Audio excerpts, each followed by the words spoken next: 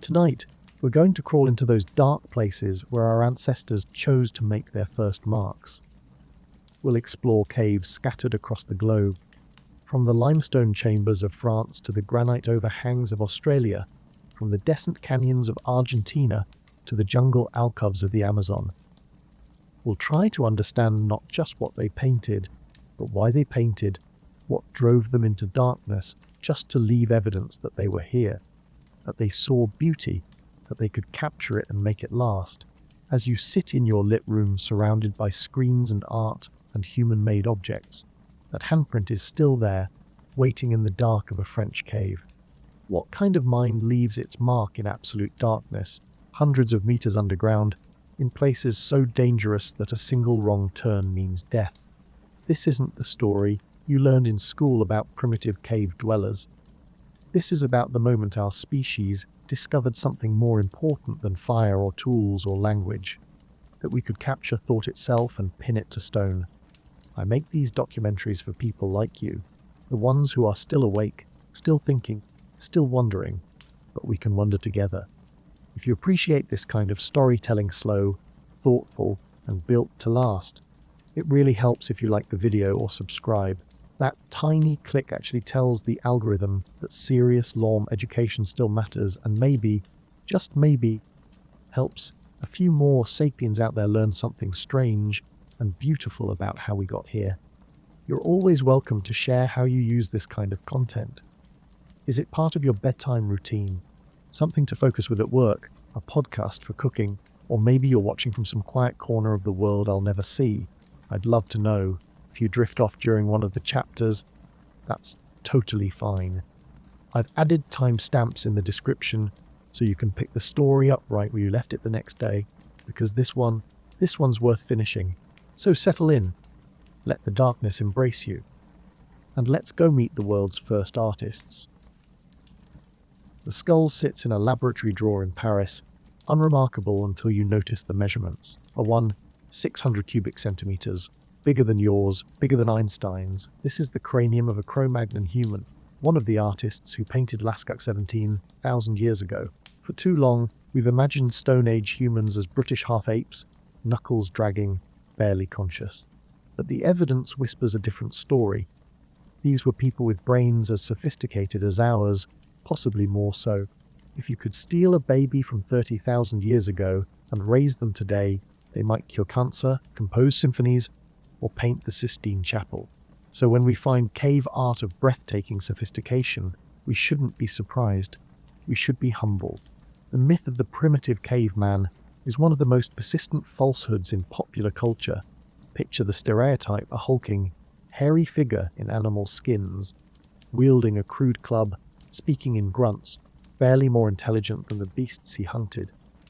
This image is so embedded in our collective consciousness that it shapes how we interpret everything our ancestors left behind. When we see sophisticated cave paintings, our first instinct is to wonder how such primitive people could create such art. But we're asking the wrong question. The question should be, why did we ever think they were primitive in the first place? The answer lies in a toxic combination of Victorian-era prejudice and evolutionary misunderstanding. When the first Neanderthal bones were discovered in the 19th century, they were reconstructed by scientists who believed that evolution meant constant improvement, that we must be smarter, stronger, and better than our ancestors. This bias coloured their interpretation of the fossils, leading to depictions of stoop, brutish figures that bore little resemblance to what the bones actually revealed. But here's what the bones actually tell us. The average Cro-Magnon skull, dating to around 28,000 years ago, housed a brain of approximately 1/500 to 1/600 cubic centimeters. The average modern human brain, about 1/400 cubic centimeters. Our Stone Age ancestors didn't have smaller brains, they had larger ones. This isn't a statistical anomaly or measurement error. It's been confirmed across hundreds of specimens from sites across Europe, Africa, and Asia. And it wasn't just size. The shape of these ancient skulls suggests a brain organization that was remarkably similar to our own. The prefrontal cortex, the region responsible for planning, creativity, and abstract thought, was fully developed. The areas associated with language, spatial reasoning, and artistic ability were as advanced as anything we see today. In terms of raw cognitive potential, a Stone Age human was indistinguishable from a modern one. This becomes even more striking when we consider the tools they made. Forget the crude caveman club of popular imagination. Stone Age artisans created implements of stunning sophistication. The Solutrean laurel leaf points from 20,000 ago are so thin and perfectly shaped that modern flintknappers struggle to replicate them. Some are less than 5 millimeters thick along their entire length, requiring hundreds of precise pressure flakes to achieve their final form. This isn't primitive technology. This is precision engineering in stone. Or consider the Favenus figurines, small sculptures of women carved from mammoth ivory, dating to around 25,000 years ago. These aren't crude fertility idols, as they're often dismissed. They're sophisticated three-dimensional artworks that demonstrate a deep understanding of human anatomy, proportion, and symbolic representation. The Venus of Braccenpuri, carved from mammoth ivory in France, shows a level of artistic skill that wouldn't look out of place in a modern art gallery. The face is delicately rendered, the hair elaborately detailed, the overall effect hauntingly beautiful. But perhaps the most compelling evidence for Stone Age intelligence comes from their art itself. When the first cave paintings were discovered in the late 19th century, many scientists refused to believe they were authentic. The art was too sophisticated, they argued. Primitive humans couldn't have created such masterpieces. It had to be a hoax, or perhaps the work of more recent peoples who had somehow gained access to the caves. It took decades of investigation and the development of radiocarbon dating to prove beyond doubt that these paintings were indeed the work of Stone Age artists. And once that fact was established, it revolutionized our understanding of early human consciousness. These weren't the tentative scratchings of beings just learning to think. They were the confident expressions of fully developed artistic minds. Take the horses of Pec Merle, painted 25,000 years ago in southern France. These aren't simple outlines or stick figures. They show sophisticated understanding of equine anatomy, movement, and behavior. The artists used the natural contours of the cave wall to give the horses three-dimensional form, making them appear to leap from the stone. They employed techniques like shading and perspective that wouldn't be rediscovered until the Renaissance. Or consider the famous crossed bison panel at Lascaux, where two bison are painted one behind the other, with the rear animal partially obscured by the front one. This demonstrates clear understanding of depth and spatial relationships, concepts that require abstract thinking and visual sophistication. The artist wasn't just copying what they saw. They were creating a composition, making aesthetic choices, solving visual problems. The tools these artists used were equally sophisticated. They didn't just smear pigment on walls with their fingers. They created brushes from animal hair, developed techniques for mixing and storing paints, and even invented spray painting by blowing pigment through hollow bones or reeds. Some caves show evidence of scaffolding systems that allowed artists to work on ceiling surfaces up to 4 meters high. This required planning, engineering, and group cooperation. But perhaps most remarkably, these artists understood something about permanence and legacy that goes beyond simple decoration. They knew that painting in the deepest, most protected parts of caves would preserve their work for generations. They chose their locations carefully, selecting chambers that were naturally sheltered from wind, rain, and temperature fluctuations. In some cases, they sealed cave entrances after completing their work, suggesting that the art itself was more important than ongoing access to it.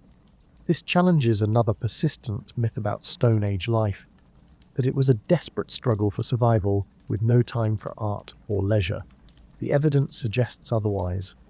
Creating the cave art we'll explore in this documentary required enormous investments of time, energy, and resources. Gathering pigments, preparing surfaces, mixing paints, creating tools, organizing expeditions into dangerous caves. All of this took planning and leisure time that could only exist in societies that had solved their basic survival needs. And these weren't isolated geniuses working alone. The consistency of techniques and styles across different caves suggests artistic traditions that were passed down through generations. Young artists learned from older masters, techniques were refined and improved over time, and regional styles developed. This was art as culture, not just individual expression. So when we look at Stone Age cave paintings, we're not seeing the first fumbling attempts at artistic expression. We're seeing the mature works of sophisticated minds that have been thinking, creating, and innovating for millennia. The cognitive revolution that made us human didn't happen 40,000 years ago. It happened much earlier, and by the time our ancestors began decorating caves, they were already us in every way that matters. This realization should change how we approach Stone Age art. We're not looking at the primitive ancestors of great art, we're looking at great art, period. The Sistine Chapel and Lascaux weren't separated by an evolution in human intelligence. They were separated only by time, materials, and cultural context. The minds that created both were fundamentally the same: curious, creative, driven to make meaning from pigment and surface. As we begin our journey into the painted caves of the world, remember that we're entering spaces created by people who were, in every meaningful sense, us. Their torch flames illuminated walls that their sophisticated minds had chosen to transform into galleries. Their hands, guided by fully developed artistic intelligence, left marks that still have the power to move us 40,000 years later. The ghost in the paint isn't the echo of primitive consciousness learning to think. It's the presence of minds that thought as clearly and creatively as we do, expressing themselves in the only permanent medium their world provided, the walls of deep caves where their masterpieces could survive until we were ready to understand them. Step into absolute darkness.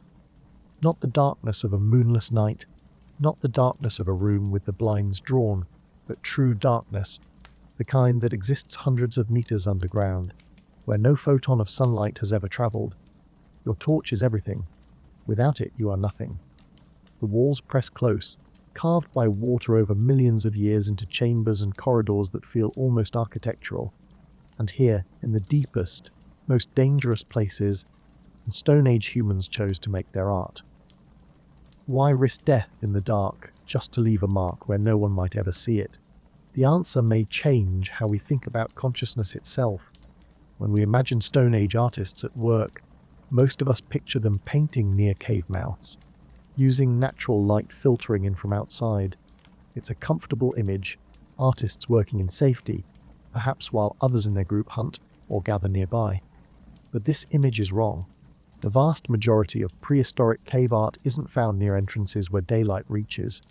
It's found deep underground, in chambers that require dangerous journeys through narrow passages, across underground streams, and through maze-like tunnel systems where a wrong turn means death. Consider the famous Grotte Chauvet in southern France, discovered in 1994.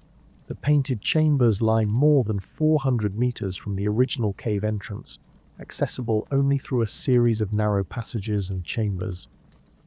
The journey from entrance to painted gallery would have taken at least 30 minutes, a crawling and climbing through spaces so tight that modern researchers sometimes have to remove equipment to squeeze through. One passage, dubbed the Eye of the Needle by the cave's discoverers, is so narrow that it's barely possible for a modern human to pass through it. And this isn't unusual. Lascaux's painted chambers are 100 meters underground. Some passages in the cave are so low that you must crawl on your belly to reach them. Pec Merle in France requires a 200-meter journey through winding passages to reach its painted chambers.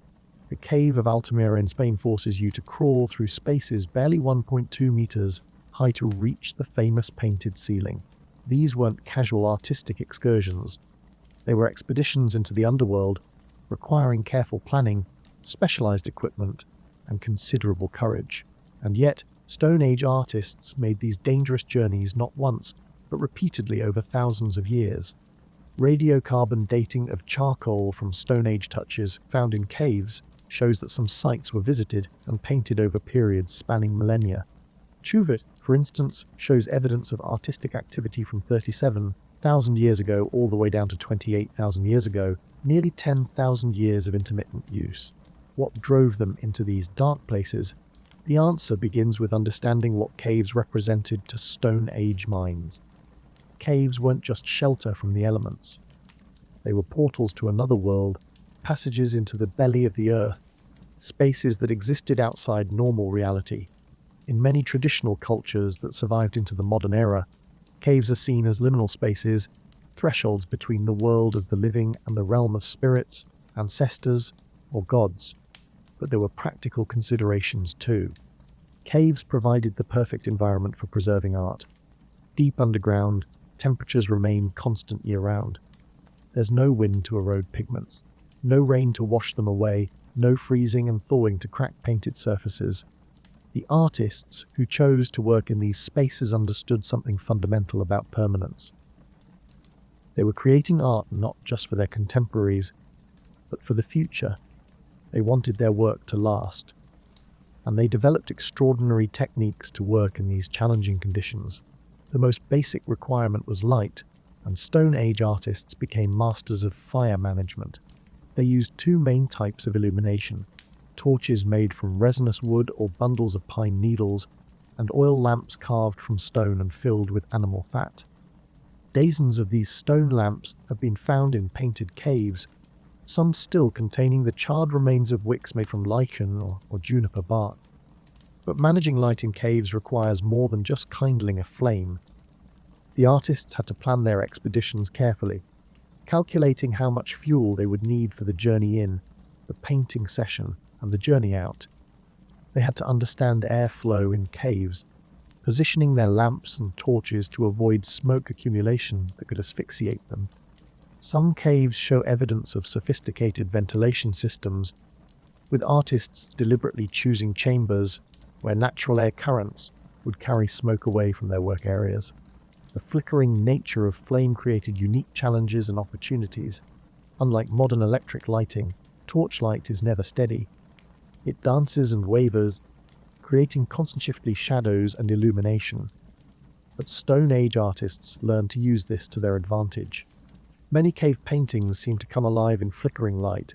Animals appear to move, figures seem to breathe, static images become dynamic. This wasn't accidental. The artists were creating animation, using the properties of firelight to bring their paintings to life.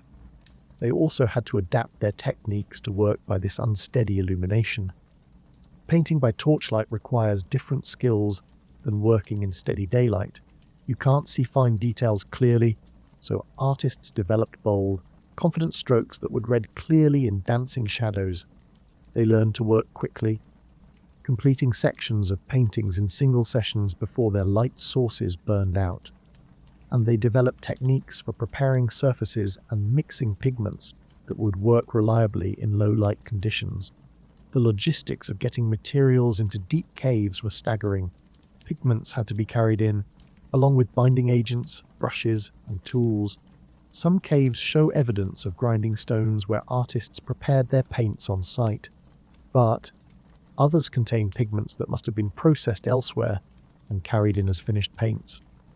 The famous manganese blacks used in many caves aren't found naturally near the cave sites, meaning artists had to travel considerable distances to gather their raw materials, then transport them through dangerous cave passages. But perhaps most remarkably, many caves required construction work to make them accessible for painting. At Lascaux, archaeologists have found evidence of scaffolding systems that allowed artists to work on ceiling surfaces 4 meters high. These weren't simple ladders leaning against walls. They were sophisticated wooden frameworks that had to be constructed in complete darkness, then positioned precisely to allow access to specific painting surfaces. The logistics of getting timber into the caves, constructing these systems by torchlight, and then working from them while managing flickering illumination is mind-boggling. Some cave paintings required artists to work in positions that would challenge modern rock climbers. The famous swimming deer panel at Lascaux is located on a ceiling that requires the artist to lie on their back on a narrow ledge, reaching overhead to paint while balancing on stone only inches wide. The sorcerer figure at Troyes Frise cave in France is positioned on a wall, that's nearly impossible to reach without technical climbing equipment. These artists were risking their lives for their art in ways that make modern extreme sports seem tame. And they weren't working alone. The scale and complexity of some cave art projects required teams of people with different specialties. Some were pigment specialists, expert in gathering and preparing paints. Others were master fire managers, responsible for maintaining illumination throughout long painting sessions. Still others were the artists themselves, skilled in the techniques of applying pigment to irregular stone surfaces. And there had to be guides who knew the cave systems well enough to lead expeditions safely to the painting sites and back. This level of organization suggests that cave painting wasn't a casual hobby or individual expression. It was a major cultural undertaking that required community support and resources. The artists who worked in these deep chambers were likely specialists, trained in techniques that took years to master and supported by their communities during the long periods required to complete major works. But why go to all this trouble? Why not just paint near cave entrances where the work would be easier and more visible? The answer may lie in the very difficulty and danger of the deep cave environment. These paintings weren't meant to be casually viewed. They were created for specific purposes that required the liminal, otherworldly atmosphere of the deep underground. The journey to reach them was part of their meaning. The risk involved in creating and viewing them was part of their power. Archaeological evidence suggests that many painted caves were used for initiation ceremonies, spiritual rituals, or shamanic practices. The difficulty of reaching the paintings would have made them perfect for rites of passage, young people proving their courage by making the dangerous journey. Adults demonstrating their spiritual commitment by risking their lives to commune with the images in the dark. And there's something about total darkness that changes consciousness itself. Modern spelunkers and cave researchers often report altered mental states when working in complete blackness for extended periods.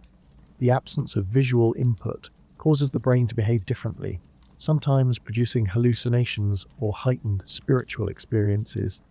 Stone Age artists may have sought out these altered states as part of their creative process, using the extreme environment of deep caves to access different levels of consciousness.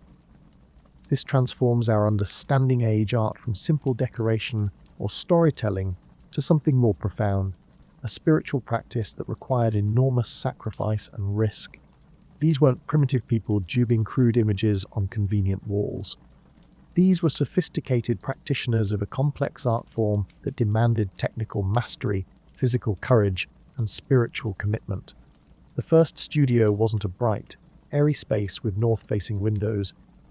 It was a dangerous passage into the underworld, illuminated only by flickering flames, accessible only to those willing risk everything for their art. In that darkness, and surrounded by the whisper of underground streams and the echo of their own breathing, Stone Age artists created works that still have the power to transport us 40,000 years later. When modern visitors see cave art today, illuminated by electric lights and reached through safe, well-marked paths, we're seeing only half the story. The other half is the darkness, the danger, the extraordinary commitment it took to create these masterpieces in conditions that would challenge even modern explorers. The first artists didn't just paint pictures. They descended into the underworld to bring back visions, and they did it by the light of flames that could fail at any moment, leaving them lost forever in the absolute darkness of the Earth's belly. December 18, 1994. 3 French cavers squeeze through a narrow passage in the limestone cliffs of the Ardèche Valley and emerge into a cathedral of stone. Their headlamps sweep across the walls, and what they see stops them cold. Lions stalking across the rock face, cave bears rearing on hind legs, rhinoceroses locked in combat. This is Chavet Cave, and it rewrites everything we thought we knew about the origins of art, because these weren't simple stick figures or crude handprints. These were masterpieces, executed with skill that wouldn't look out of place in a Renaissance studio, but they were painted 37,000 years ago, making them twice as old as the more famous caves of Lascaux and Altamira. The first artists weren't learning their craft, they were already masters. Jean-Marie Chauvet, Ailette Brunel, and Christian Hilaire were experienced cavers, used to the hidden wonders of the limestone landscape. But nothing had prepared them for what they found that December evening.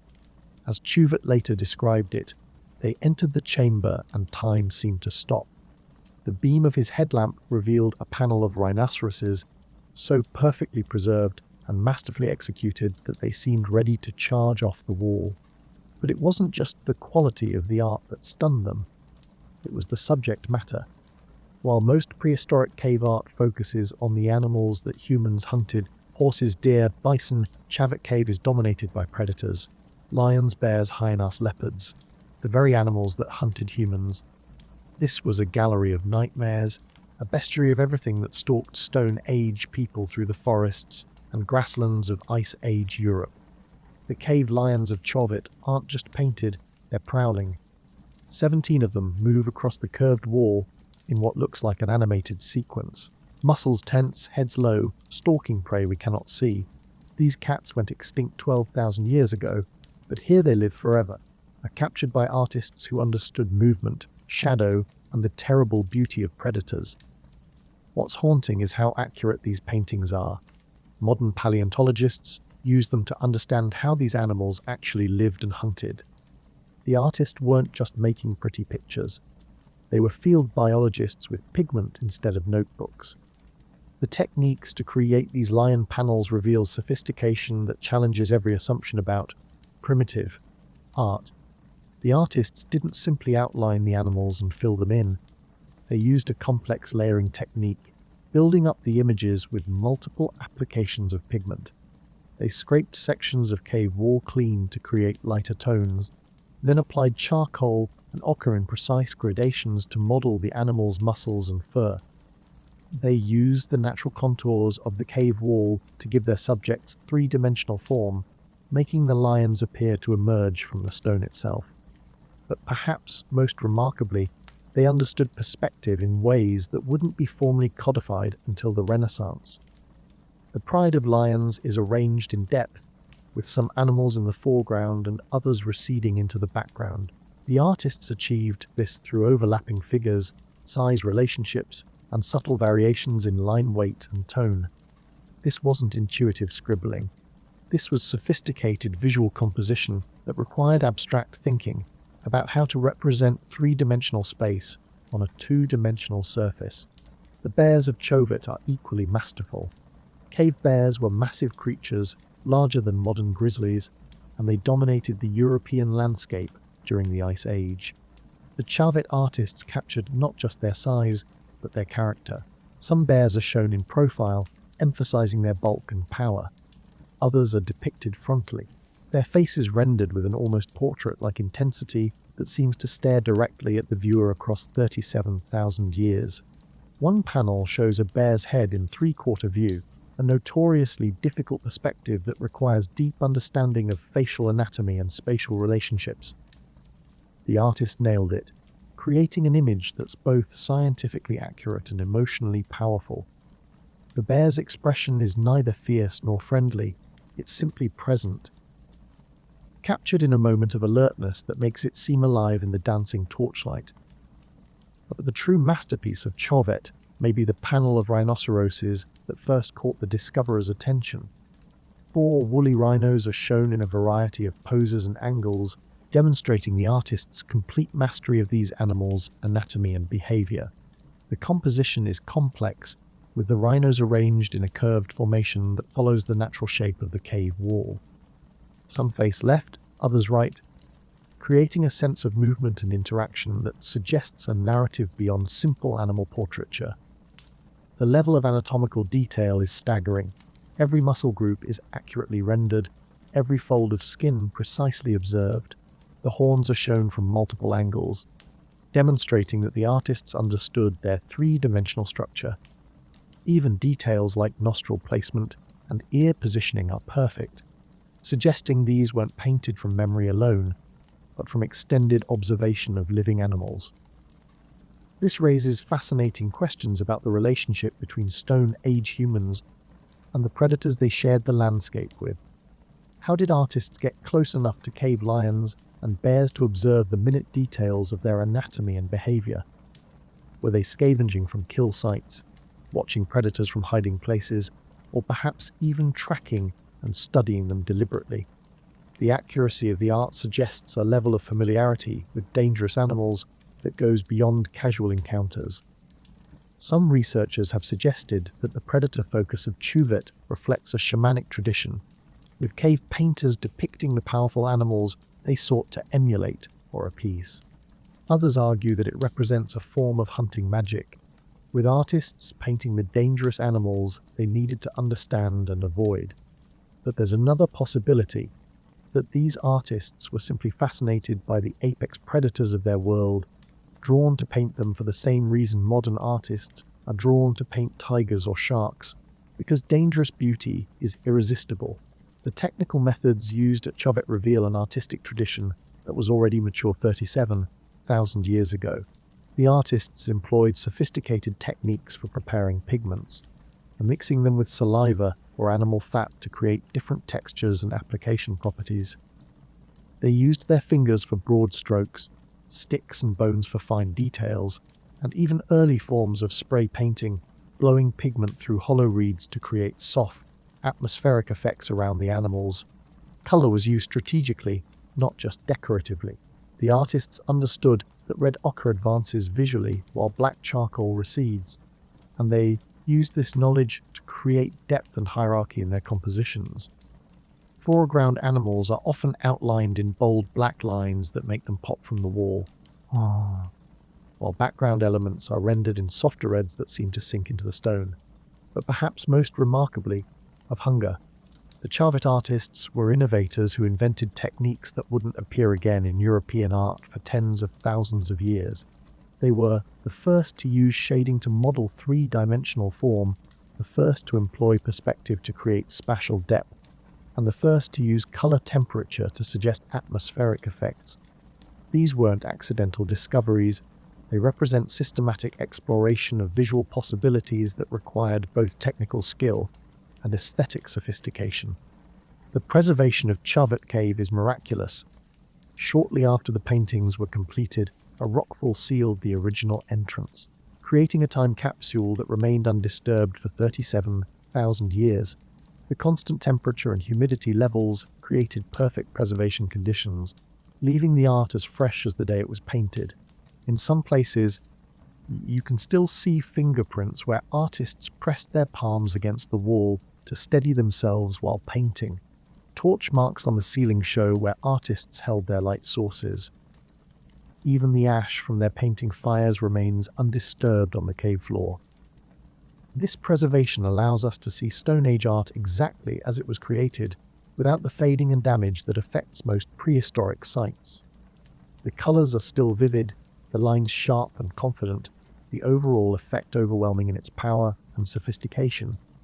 When you see photographs of Chuvit, you're not looking at degraded remnants of ancient art, you're seeing masterpieces in their original condition. But there's something deeply unsettling about the subject matter of Chuvit Cave.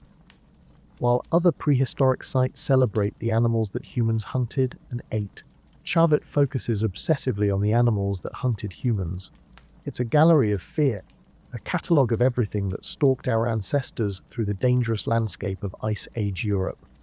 And yet, these predators are rendered not as monsters, but as magnificent beings worthy of artistic tribute. What does it mean that our earliest artists chose to honor their enemies? That they risked their lives crawling into dangerous caves not to celebrate their victories over nature, but to pay homage to the creatures that could kill them? The answer may lie in a sophisticated understanding of ecological relationships that we've only recently rediscovered. These artists understood that predators weren't just enemies, they were essential parts of the web of life that sustained everything, including humans. The cave lions, bears, and rhinoceroses of Chuvit weren't just dangerous animals to be feared and avoided. They were fellow inhabitants of a complex ecosystem that Stone Age humans were only beginning to understand. By painting them with such care and accuracy, the artists were acknowledging their importance, their power, and perhaps their right to exist in a world that humans were increasingly coming to dominate. This sophisticated ecological awareness challenges another persistent myth about Stone Age mentality, that early humans saw nature only as a resource to be exploited or an enemy to be conquered. The artists of Chavit saw themselves as part of a larger system, one in which predators played essential roles that deserved respect and representation. They were perhaps the first environmentalists, using art to document and honor the biodiversity of their world. The discovery of Chauvet Cave also revolutionized our understanding of artistic development. Before 1994, archaeologists believed that art evolved linearly from simple to complex, with the earliest cave paintings being crude and primitive, gradually developing sophistication over thousands of years. But Chauvet demolished this progression model. The oldest art we found is also some of the most sophisticated, suggesting that artistic ability appeared fully formed in early human populations, rather than slowly evolving from primitive beginnings. This has profound implications for how we think about human consciousness and creativity. It suggests that the capacity for sophisticated artistic expression was already present in the minds of our earliest ancestors, awaiting only for the cultural conditions that would encourage its expression. The artists of Chauvet weren't primitive humans slowly learning to think symbolically. They were fully modern minds, expressing themselves through the only permanent medium their world provided. But there's something almost supernatural about working in Chauvet Cave that goes beyond artistic technique or subject matter. The acoustics of the painted chambers create strange effects that seem to bring the art to life. Sounds echo and reverberate in ways that make footsteps seem like the padding of great cats, make breathing sound like the snorting of rhinoceroses. Modern researchers working in the cave report feeling watched, sensing movement in their peripheral vision, hearing sounds that have no obvious source. This acoustic environment was almost certainly intentional. Stone Age artists chose their painting locations not just for visual effect, but for sonic atmosphere. The chambers where the most dramatic predator panels appear have the most complex acoustic properties, creating an immersive environment where art, sound, and shadow combine to produce profound psychological effects. Working or viewing art in these spaces would have been a multisensory experience that engaged not just the eyes but the entire nervous system, and there's evidence that the artists understood and exploited these acoustic properties. Some of the painted animals are positioned in locations where the natural acoustics of the cave create sound shadows, areas where voices seem to emerge from the walls themselves. Others are placed where the slightest whisper creates multiple echoes, making a single human voice sound like a chorus of spirits. The artists weren't just creating visual art, they were designing acoustic experiences that would have been profoundly moving to anyone who encountered them in the flickering light of Stone Age torches. The predator galleries of Chauvet represent something unprecedented in human history, the first attempt to create what we might call total art, combining visual, acoustic, and environmental elements into unified experiences that engaged all the senses. These weren't just paintings to be looked at. They were sacred spaces to be entered, environments that transformed consciousness and created direct encounters with the spiritual power of the natural world. When we look at the lions and bears and rhinoceroses of Chauvet today, we're seeing more than just ancient art. We're seeing evidence of minds that were capable of conceiving and executing complex artistic projects that wouldn't look out of place in the most sophisticated galleries of the modern world. But more than that, we're seeing evidence of humans who understood something about the relationship between art and consciousness, between image and experience, between beauty and transcendence, that we're still trying to recapture today. The shadows and predators of Chauvet Cave aren't just historical curiosities. Hunger. They're reminders of what human minds are capable of when they're fully engaged with the world around them, when they're willing to risk everything to capture and preserve beauty, when they understand that art isn't just decoration, but a technology for transforming conscious itself. And they were just the beginning. As we'll see, The artistic explosion that began at Chauvet would spread across the world, appearing in caves and on cliff faces from Spain to Australia, creating a global gallery of human imagination that spans continents and cultures. But it all started here, in the dangerous darkness of the Ardee Valley, with artists who decided that predators deserved to be remembered as much as prey, that beauty could be found in the very forces that threatened to destroy them. And Margaret de Sortula was 9 years old when she changed archaeology forever. Playing in Altamira Cave while her father searched for stone tools, she happened to look up at the low ceiling and gasped. "Papa balls!" What she saw should have been impossible. A herd of bison painted with such skill that they seemed to move in the flickering candlelight. But when her father announced the discovery, the scientific establishment mocked him. Cavemen couldn't create art this sophisticated, they said. It had to be a hoax. It would take 20 years before they admitted the truth. A child had discovered the Sistine Chapel of prehistoric art. The year was 1879, and Don Marcelino Sanz de Sortula was a gentleman amateur archaeologist, educated at the University of Madrid and fascinated by the prehistoric artifacts being discovered across Europe. His estate in northern Spain included a cave that local people had known about for years, Altamira, named for its high viewpoint above the surrounding countryside. When a hunter's dog had chased a fox into a crack in the rocks in 1868, the entrance to a large cave system had been revealed.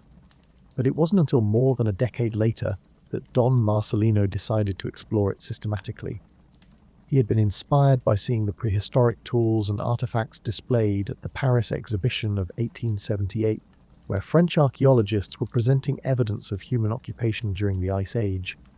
Returning to Spain, Don Marcelino began excavating in Altamira Cave, hoping to find similar proof that ancient humans had lived in his region. He found stone tools, animal bones and shells, but nothing spectacular. The cave seemed to be just another archaeological site of modest importance. Mariga often accompanied her father on his excavations, playing in the cave while he carefully scraped and sifted through the sediments on the cave floor. Unlike her father, who was focused on the ground, the 9-year-old girl was small enough to stand upright in parts of the cave where adults had to crouch. And crucially, she was curious enough to look up at the ceiling while the adults looked down at the dirt. What Mariga saw that day in 1879 stopped her in her tracks, and painted on the low ceiling of a side chamber were dozens of animals: bison, horses, deer, and wild boar, rendered with such skill and naturalism that they seemed alive in the wavering candlelight. The colours were vivid, rich reds and ochres, deep blacks and browns, all applied with techniques that created volume, shadow, and movement. These weren't crude cave drawings. They were masterpieces that rivaled anything in the world's great museums. Don Marcelino immediately recognized the significance of his daughter's discovery. Here was direct evidence that prehistoric humans had been capable of sophisticated artistic expression. The paintings were clearly ancient. They were covered by layers of calcite deposits and showed signs of great age. The style was unlike anything in the historical record, and several of the animals depicted, particularly the woolly mammoth-like creatures, had been extinct in Spain for thousands of years. But when Don Marcelino published his findings in 1880, the reaction from the scientific establishment was swift and brutal. Leading archaeologists across Europe dismissed the paintings as modern forgeries. The art was simply too sophisticated, they argued, to have been created by primitive Stone Age humans. Gabriel de Mortelet, one of France's most prominent prehistorians, declared that the paintings were the work of a modern artist, a disciple of the modern school of naturalistic painting. The criticism was often personal and nasty. Don Marcelino was accused of hiring an artist to fake the paintings, possibly to gain fame or to increase the value of his property. Some critics suggested that a painter friend of his, Paul Ratier, had secretly entered the cave and created the forgeries. Others claimed that Don Marcelino himself had painted them. The accusations were devastating to a man who had been genuinely excited about contributing to scientific knowledge. The skepticism wasn't entirely unreasonable given the context of the times. This was the late 19th century. When the very idea of prehistoric art was revolutionary, Charles Darwin's Origin of Species had been published only 20 years earlier, and the scientific community was still grappling with the implications of human evolution.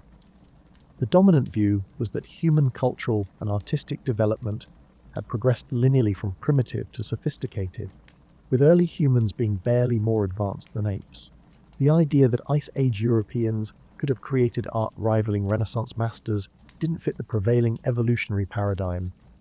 Moreover, there had been genuine archaeological forgeries in the past, most notoriously the Piltdown Man hoax, though that wouldn't be exposed until the 1950s. Scientists had good reason to be skeptical of sensational claims, especially ones that challenged fundamental assumptions about human development. The burden of proof was on Don Marcelino to demonstrate that the paintings were authentic, and the technology to do so didn't yet exist. But there were a few voices of support. The French prehistorian Édouard Harlan visited Altamira in 1881, and while initially skeptical, was impressed by the freshness and technical quality of the paintings. He noted that they extended into narrow crevices and behind rock formations where a modern forger would have had extreme difficulty working. But even Harley ultimately concluded that the paintings were probably modern, influenced by the overwhelming consensus of his colleagues. Don Marcelino died in 1888, still defending the authenticity of his daughter's discovery, but largely discredited by the scientific community. He never lived to see his vindication. It would take the discovery of similar cave paintings at other sites, combined with advances in archaeological dating methods, to prove that Altamira was indeed the work of Stone Age artists. The breakthrough came in 1895 when extensive cave paintings were discovered at La Mouth in France. Unlike Altamira, these paintings were sealed behind calcite deposits that had clearly formed over thousands of years, making modern forgery impossible. Similar discoveries followed at Font de Gaume and other French caves. By 1902, even the most skeptical archaeologists had to admit that prehistoric cave art was real. The French prehistorian Émile Cartelhac, who had been one of Altamira's harshest critics, published a famous article titled Mea Culpa of a Skeptic, in which he formally retracted his criticisms and acknowledged the authenticity of the Spanish cave paintings. In 1904, he visited Altamira with his colleague Henry Breuil, and both men were overwhelmed by what they saw. Breuil would later call Altamira the greatest ensemble of cave art in the world. What Marga had discovered was indeed extraordinary. The painted ceiling of Altamira's main chamber contains over 100 animal figures, dominated by 25 beautifully rendered bison that seem to move and breathe in torchlight. The artists had used the natural contours of the cave ceiling to give their animals three-dimensional form, a painting over bulges and depressions in the rock to create the illusion of volume and depth. The technique is so sophisticated that the animals appear to be emerging from the stone itself. The bison are painted in various poses, standing, lying down, running, grazing, creating a dynamic composition that suggests movement and life. The artists used a complex color palette of red and yellow ochres, manganese black, and charcoal to create subtle gradations of tone and color. They employed techniques like shading, highlighting, and color blending that wouldn't be seen again in European art until the Renaissance. But it's not just the technical skill that makes Altamira remarkable, it's the artistic vision. The composition is carefully planned, with animals arranged in harmonious groups that follow the natural architecture of the cave ceiling. The artists clearly understood principles of visual design, are creating rhythms and patterns that guide the viewer's eye across the painted surface. This wasn't random decoration. It was sophisticated composition that required abstract thinking about visual relationships. The level of anatomical accuracy is stunning. Every muscle, every fold of skin, every detail of horn and hoof is precisely observed and rendered. The artists clearly had intimate knowledge of bison behavior and anatomy, suggesting they were skilled hunters who had studied their prey carefully. But they were more than just skilled observers. They were artists who understood how to translate three-dimensional reality into two-dimensional representation. Modern analysis has revealed even more sophistication in the Altamira paintings. The artists used different pigment recipes for different effects. Some paints were mixed with water for transparent washes, others with animal fat for opaque coverage. They employed brushes made from animal hair, fingers for smudging effects, and even early forms of airbrushing, blowing pigment through hollow reeds to create soft atmospheric effects. The paintings also show evidence of being created over time, with some figures painted over others in palimpsest layers that span thousands of years. This suggests that Altamira wasn't decorated in a single burst of artistic activity, but was revisited by generations of artists who added to and modified the existing work. The cave served as a kind of prehistoric gallery that remained active for millennia. When Pablo Picasso visited Altamira in the early 20th century, he was so overwhelmed by what he saw that he reportedly declared, "After Altamira, all is decadence." Coming from one of the founders of modern art, this was remarkable praise. Picasso recognized that the Stone Age artists had achieved something that European art had lost, a powerful connection to the natural world that resulted in art of extraordinary vitality and presence. The child's discovery at Altamira transformed our understanding of prehistoric human consciousness. These weren't primitive humans slowly learning to think symbolically. They were sophisticated artists working within mature artistic traditions that produced masterpieces rivaling anything created since. The technical skill, artistic vision, and cultural sophistication required to create the Altamira ceiling represents one of humanity's greatest artistic achievements. But perhaps most remarkably, it was discovered by a 9-year-old girl whose curiosity and willingness to look up while adults looked down changed our understanding of what our ancestors were capable of. Mariga de Sortula's moment of wonder in a Spanish cave opened our eyes to the artistic genius of our Stone Age ancestors and forced us to confront the possibility that we haven't progressed as far from our prehistoric origins as we like to think. The bulls that Marig saw on that day in 1879 are still there, still magnificent, still moving in the play of artificial light that has replaced the torches of their creators. They serve as a reminder that artistic genius isn't a modern invention. It's a fundamental aspect of human consciousness that has expressed itself wherever and whenever humans have had the materials and motivation to create beauty that outlasts individual lives. Imagine walking into a cave and finding 9,000 handprints covering every surface, walls, ceiling, rock formations, like a Stone Age social media post that lasted 7,000 years. This is Cueva de las Manos in Argentina, where generations of hunter-gatherers left their mark using a technique so elegant it's still used by street artists today. Left hands pressed against stone, right hands holding hollow reeds filled with pigment, breath becoming art. But these aren't random marks.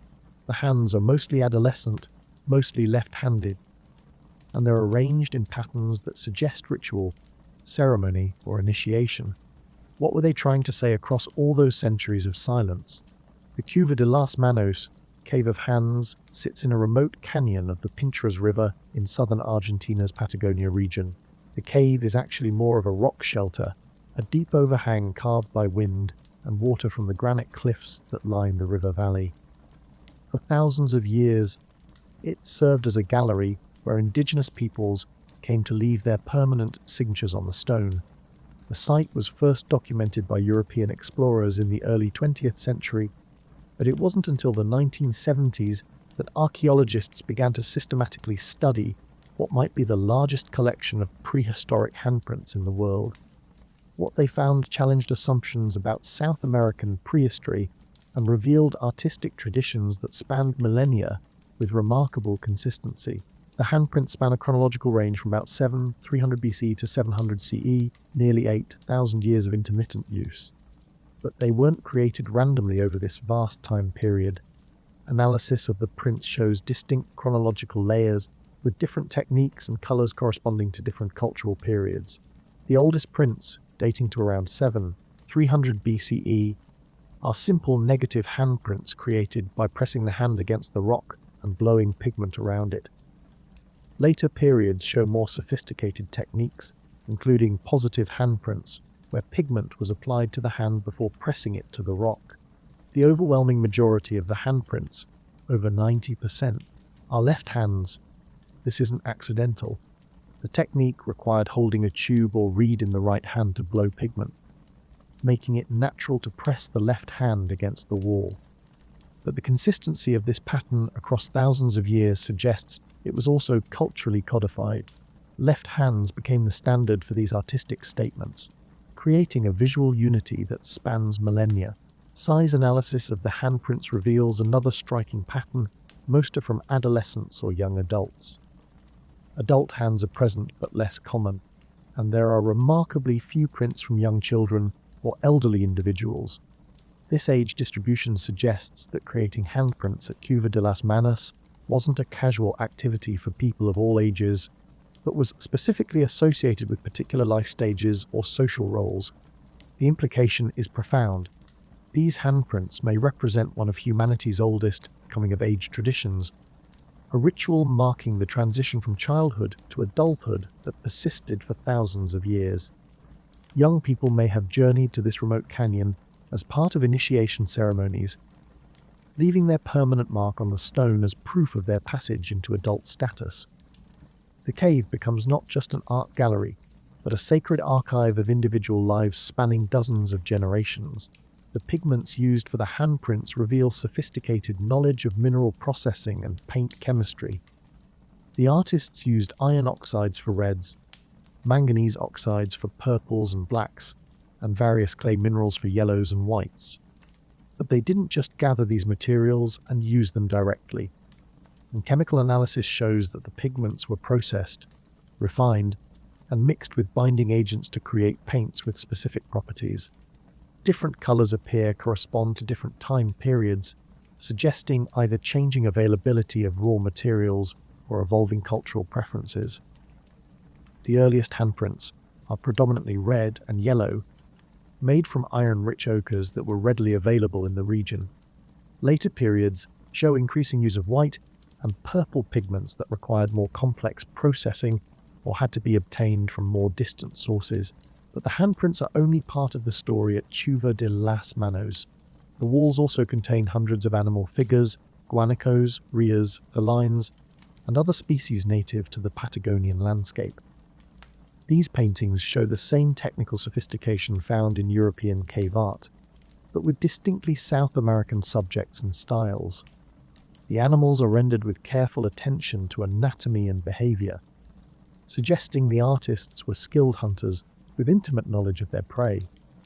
The hunting scenes are particularly remarkable. They show groups of hunters using weapons that appear to be bolas, weighted cords that were thrown to entangle the legs of running animals. This is one of the few prehistoric art sites in the world that clearly depicts specific hunting techniques, providing direct evidence of how Stone Age peoples actually pursued their prey. The scenes show hunters working cooperatively, surrounding animals and using coordinated tactics that required sophisticated planning and communication. One of the most intriguing aspects of the animal art is its relationship to the handprints. In many cases, animal figures are painted around or over the handprints, creating compositions where human signatures and animal images interact. This suggests that both types of art served similar functions, marking human presence and documenting the relationship between people and the natural world they depended on. The technique used to create the handprints is surprisingly sophisticated. The artists didn't simply dip their hands in paint and press them to the wall. Instead, they used a spray painting technique that required considerable skill to master. Pigment was mixed to a specific consistency, thick enough to provide good coverage, but thin enough to flow through a narrow tube. The artist would fill their mouth with this liquid paint, then use a hollow reed or bone tube to blow it in a controlled spray around their hand. Getting the technique right required practice. The pigment had to be blown with just the right pressure to create even coverage without dripping or spattering. The hand had to be held firmly against the wall to create crisp edges, but not so tightly that it deformed the fingers. The spraton had to be controlled to create clean, negative space around the hand, while providing good color coverage on the surrounding rock. Archaeological experiments have shown that mastering this technique takes considerable practice. Modern attempts to recreate the handprint process often result in blotchy, uneven coverage or dripping pigment. The consistent quality of the Cuva de las Manos print suggests that the technique was passed down through generations, with experienced practitioners teaching newcomers the proper methods. But there's something deeply moving about these handprints that goes beyond their technical sophistication. Unlike the animal paintings that require interpretation and cultural context to understand, the handprints speak directly across the millennia. They are immediately recognizable as human signatures, statements of individual existence that require no translation. When you see them, you're looking at the direct physical trace of people who lived thousands of years ago, the exact size and shape of their hands, the precise pattern of their fingers, the unique characteristics that made each person an individual. Some of the handprints show missing fingers or partial hands, providing poignant evidence of the harsh realities of Stone Age life. Frostbite, hunting accidents, and ritual amputations all left their marks on these ancient hands, and those marks are preserved forever in the stone. These imperfect prints are perhaps the most human of all, reminding us that the people who made them faced the same physical vulnerabilities and limitations that we do. There's also evidence that some handprints were made by people with disabilities. Several prints show unusual finger positions or hand shapes that may indicate congenital conditions or injuries. The inclusion of these prints alongside all the others suggests that Patagonian societies were remarkably inclusive, allowing all members of the community to participate in this important ritual regardless of physical differences. The arrangement of handprints on the cave walls shows careful planning and artistic sensibility. Rather than being randomly scattered, the prints are organized in clusters and patterns that create visual rhythms across the rock surfaces. Some areas show dense concentrations of overlapping prints in multiple colors, creating complex palimpsests where individual hands blend into larger compositional units. Other areas show more sparse distributions, with individual prints given space to stand alone as distinct statements. The artists clearly understood the visual impact of their work, using color contrasts and spatial relationships to create dynamic compositions. Red hands stand out boldly against dark rock surfaces, while white and yellow prints create subtle variations that reward close inspection. The overall effect is of a vast collaborative artwork created by hundreds of individual artists working across thousands of years, each adding their own voice to an ongoing conversation about human presence and identity. When you stand in Cuva de las Manos today, you're surrounded by one of the most direct connections to prehistoric human consciousness that exists anywhere in the world. These aren't abstract symbols or stylized representations, they're literal traces of individual human bodies, preserved exactly as they were pressed against the stone thousands of years ago. Each print represents a moment when someone decided to leave permanent evidence of their existence, to say across the centuries, I was here, I lived, I mattered. The continuity of the handprint tradition at Cuva de las Manos is remarkable in human history. Few artistic or cultural practices have persisted unchanged for 8,000 years. The handprints represent one of humanity's longest-running art projects. A multi-generational effort that connected people across centuries through shared techniques and shared sacred space. Each new hand added to the growing archive was also joining a conversation that had been ongoing for longer than recorded history. And they're still speaking. When you see photographs of the Cuva de las Manos handprints, you're looking at messages sent across 9,000 years by people who wanted future generations to know they had existed. They succeeded. Their hands are still there, still reaching across time, still marking the moment when humans first realized that they could make themselves permanent by leaving traces of their bodies in the stone. The 10,000 hands of Cuva de las Manos represent something profound about human nature, the deep need to be remembered, to leave evidence of our individual existence, to connect across time with others who share our humanity. They remind us that this impulse to create lasting marks, whether in stone or pixels, is one of our most ancient and enduring characteristics. We are the species that signs its name, that leaves its handprint, that says to the future, we were here and we mattered. 17,000 years ago, in the rolling hills of southwestern France, Stone Age artists descended into a limestone cave and created what may be the most spectacular gallery of prehistoric art ever discovered. They called it Lascaux, and when it was found in 1940 by 4 teenagers exploring a hole left by an uprooted tree, it revolutionized our understanding of what our ancestors were capable of achieving in the darkness underground. This wasn't just a painted cave, it was an underground cathedral, a sacred space where art, acoustics, and architecture combined to create experiences that still have the power to transform consciousness 17 millennia later. The discovery of Lascaux reads like an adventure story. On September 12, 1940, 17-year-old Marcel Ravadat was walking his dog robot through the woods near the village of Montignac when the dog chased a rabbit down a hole created by a fallen tree. Marcel followed and found himself peering into a deep shaft that seemed to lead to a cave system. He returned 3 days later with 3 friends, Jacques Marcel, Georges Agnel, and Simon Quinkers, armed with a makeshift lamp and ropes for exploring. What they found when they squeezed through the narrow entrance and slid down into the first chamber stopped them in their tracks. In the wavering light of their lamp, the walls and ceiling exploded with animals. Bulls, horses, deer, and aurochs seemed to stampede across the stone surfaces in a riot of colour and movement. The teenagers found themselves in a gallery of art that had been sealed and preserved for 17,000 years, as fresh as the day it was painted. Marcel Ravadat would later describe the moment of discovery. We were amazed. The animals seemed to move in the light of our lamp. We thought we had discovered something important, but we had no idea how important. The boys spent several hours in the cave that first day, exploring chamber after chamber of painted walls before emerging to tell their schoolmaster, Lenon Lavel, about their find. Within days, the significance of the discovery was clear. The abbot Henry Briel, France's leading expert on prehistoric art, was summoned to examine the cave. His first words upon seeing the paintings were reportedly, "C'est la chapelle Sistine de la préhistoire," and this is the Sistine Chapel of prehistory. The comparison wasn't hyperbolic. Lascaux contained not just individual masterpieces, but an entire artistic program rivaling anything created by Renaissance masters.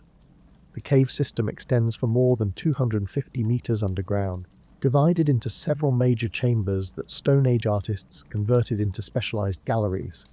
The Hall of Bulls, the first large chamber encountered after the entrance passage, contains some of the most spectacular prehistoric art ever discovered. 4 enormous aurochs, wild bulls that went extinct in the 17th century, dominate the ceiling, their bodies stretching up to 5 meters in length. These aren't crude outlines, but fully realized paintings that use shading, perspective, and anatomical detail to create the illusion of massive animals moving across the stone sky. But it's not just the size of these bulls that's impressive, it's their artistic sophistication. The painters understood that they were working on a curved ceiling that would be viewed from below, and they adjusted their compositions accordingly. The proportions are foreshortened to look correct from ground level, demonstrating mastery of perspective that wouldn't be formally codified until the Renaissance. The bulls appear to be charging across the ceiling, their hooves barely touching the curved surface, creating a sense of movement and power that's breathtaking even today. The technique used to create these massive figures reveals extraordinary planning and skill. The artists didn't work freehand. They used sophisticated scaffolding systems to reach the high ceiling surfaces, and they planned their compositions carefully to take advantage of the natural contours of the rock. Where the ceiling bulges outward, they painted the swollen flanks of the bulls. Where it recedes, they painted the animal's legs and hooves, using the 3-dimensional architecture of the cave to give their 2-dimensional painting sculptural presence. The axial gallery, sometimes called the Sistine Chapel of Lascaux, contains what made the most beautiful prehistoric painting ever created. The crossed bison. Two bison are painted one behind the other, with the rear animal partially obscured by the front one, creating a masterpiece of perspective and composition. The front bison is rendered in full profile, every detail of its anatomy carefully observed and painted. The rear bison is shown at a 3/4 angle, its body disappearing behind its companion in a demonstration of spatial understanding that's remarkably sophisticated. The colours used in this painting are extraordinary.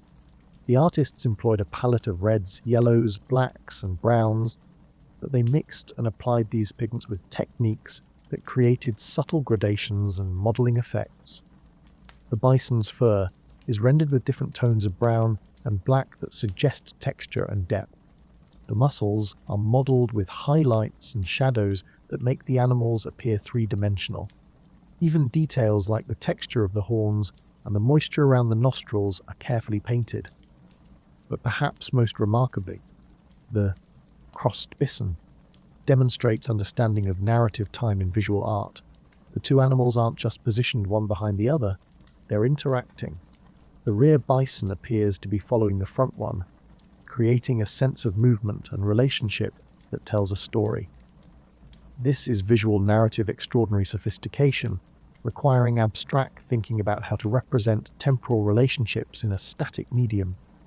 The shaft of the dead man contains Lascaux' most mysterious and complex composition, a scene that appears to show a human figure lying beneath a wounded bison, with a bird-headed staff nearby and a rhinoceros walking away from the scene. This is one of the few clear narrative scenes in prehistoric art, and its meaning has been debated for decades. Is it a hunting accident, a shamanic vision, a mythological story? We may never know, but the complexity of the composition suggests storytelling traditions that were already much 17,000 years ago. The technical sophistication of Lascaux goes far beyond individual paintings. The artists created what amounts to an integrated artistic environment, using the natural architecture of the cave to create carefully orchestrated visual experiences. They understood that people would move through the cave in sequences, and they planned their compositions to create dramatic revelations as visitors progressed from chamber to chamber. The entrance passage is relatively dark and narrow, making the explosion of colour and movement in the Hall of Bulls all the more dramatic. Smaller, more intimate chambers contain quieter, more contemplative works. The acoustic properties of the cave were also carefully considered. The chambers with the most dramatic art also have the most complex sound environments, with echoes and reverberations that would have enhanced the psychological impact of viewing the paintings by torchlight. Tests have shown that certain locations in the cave produce remarkable acoustic effects. Hand claps or vocalizations echo in ways that seem to make the painted animals come alive. The artists weren't just creating visual experiences, they were designing multisensory environments.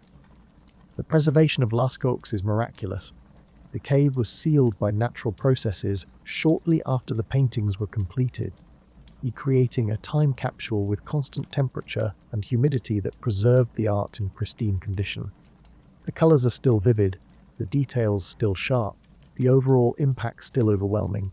When the cave was first opened to the public in 1948, visitors reported being moved to tears by the beauty and power of the art. But this preservation came at a cost. Within 2 decades of the cave's opening, the breath and body heat of thousands of visitors began to alter the delicate microclimate that had preserved the paintings for millennia. Algae and fungi began to grow on the walls, threatening the art with irreversible damage. In 1963, Lascaux was closed to the public to protect the paintings, and since then, only a handful of researchers have been permitted to enter the original cave. The closing of Lascaux led to one of the most ambitious art preservation projects ever undertaken, the creation of Lascaux II, a precise replica of the most important chambers built adjacent to the original cave. Using photographs, measurements, and detailed study of the original paintings, artists and craftsmen recreated the Hall of Bulls and actual gallery with extraordinary accuracy. The replica allows visitors to experience something approximating the wonder of the original, while protecting the prehistoric masterpieces from further damage. but no replica, however accurate, can fully capture the power of experiencing Stone Age art in its original context. The knowledge that you're looking at paintings created 1,000 years ago in the depths of the earth by people who risked their lives to create beauty in the darkness. This adds a dimension to the experience that can't be replicated. The original Lascaux remains a sacred space, a cathedral built not with stone and mortar, but with pigment and vision, where Stone Age artists created monuments to human creativity that have outlasted every empire and religion. The Underground Cathedral of Lascaux represents something unique in human history. A complete artistic program created by Stone Age masters who understood that they were making something for the ages. They weren't decorating their living spaces or creating casual entertainment.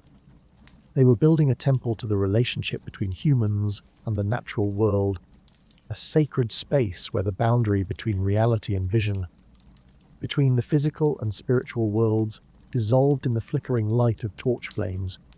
When we look at Lascaux today, even in photographs, even in replicas, we're seeing evidence of minds that were as sophisticated as our own, as capable of creating transcendent beauty, as driven by the need to make meaning from pigment and stone. The underground cathedral they built 17,000 years ago still has the power to transport us, to remind us that the impulse to create sacred spaces, to transform the ordinary world through art, is one of the most fundamental aspects of human consciousness. The bulls still stampede across the ceiling. The bison still cross in eternal dialogue. The mystery of the shaft of the dead man still haunts the depths. Lascaux endures, not just as a tourist attraction or archaeological site, but as proof that the human capacity for transcendence through art is as old as humanity itself. In the absolute darkness of a cave 40,000 years ago, someone raised a torch and began to paint. They mixed pigments with saliva, shaped brushes from animal hair, and worked by flickering flame to create images that would outlast empires. But why? What drove our ancestors into the most dangerous places they could find just to make marks on stone? This is the question that haunts every painted cave, every rock shelter, every cliff face where Stone Age artists left their visions. After decades of study, after thousands of painted sites discovered on every continent, we still don't have a definitive answer. But we have clues, theories, and perhaps most importantly, we have the recognition that the motivations were probably as complex and varied as the humans who held the brushes. The most persistent theory has been hunting magic, the idea that Stone Age artists painted animals as a form of sympathetic magic designed to ensure successful hunts. This theory dominated archaeological thinking for much of the 20th century, and it seems to make intuitive sense. Many cave paintings do focus on the large animals that Stone Age people hunted for food: bison, horses, deer, mammoth. Perhaps painting these animals was a way of ritually capturing them before the physical hunt, a spiritual practice designed to guarantee success and survival. But the hunting magic theory has serious problems. When archaeologists compared the animals painted on cave walls with the animal bones found in Stone Age settlements, they discovered a puzzling disconnect. The animals most commonly painted weren't necessarily the ones most commonly hunted and eaten. At Lascaux, for example, horses dominate the painted galleries, but reindeer bones dominate the food refuse around Stone Age campsites in the region. If the paintings were hunting magic, why weren't the artists painting the animals they actually depended on for survival? The predator focus of sites like Chauvet poses even more problems for the hunting magic theory. Why would Stone Age people want to magically attract cave lions, bears, and hyenas? These weren't pre-animals, they were dangerous competitors that posed constant threats to human survival. Painting them as hunting magic makes no sense unless the magic was intended to keep them away rather than attract them. A related theory suggests that cave paintings were a form of hunting instruction, visual textbooks that taught young hunters about animal anatomy, behavior, and hunting techniques. This idea has more support from the archaeological evidence. Many cave paintings do show remarkable anatomical accuracy, and some sites like Chuva de las Manos in Argentina contain clear depictions of hunting scenes with specific weapons and techniques. Perhaps experienced hunters were using cave walls as classrooms, passing on crucial knowledge to the next generation through visual instruction. But if cave paintings were educational, why were they created in such remote, dangerous locations? Why not paint instructional images near campsites where they would be easily accessible to young hunters?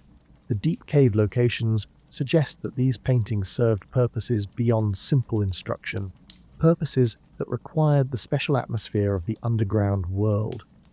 Another theory focuses on the role of altered consciousness in prehistoric art. Many traditional societies use caves, darkness, sensory deprivation, and rhythmic activities to induce trance states and spiritual visions.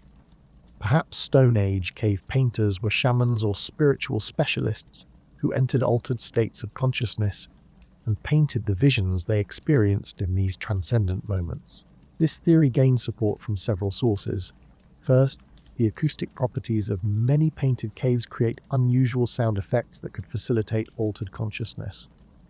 Drumming, chanting, or even simple breathing can create echoes and resonances that alter perception and awareness.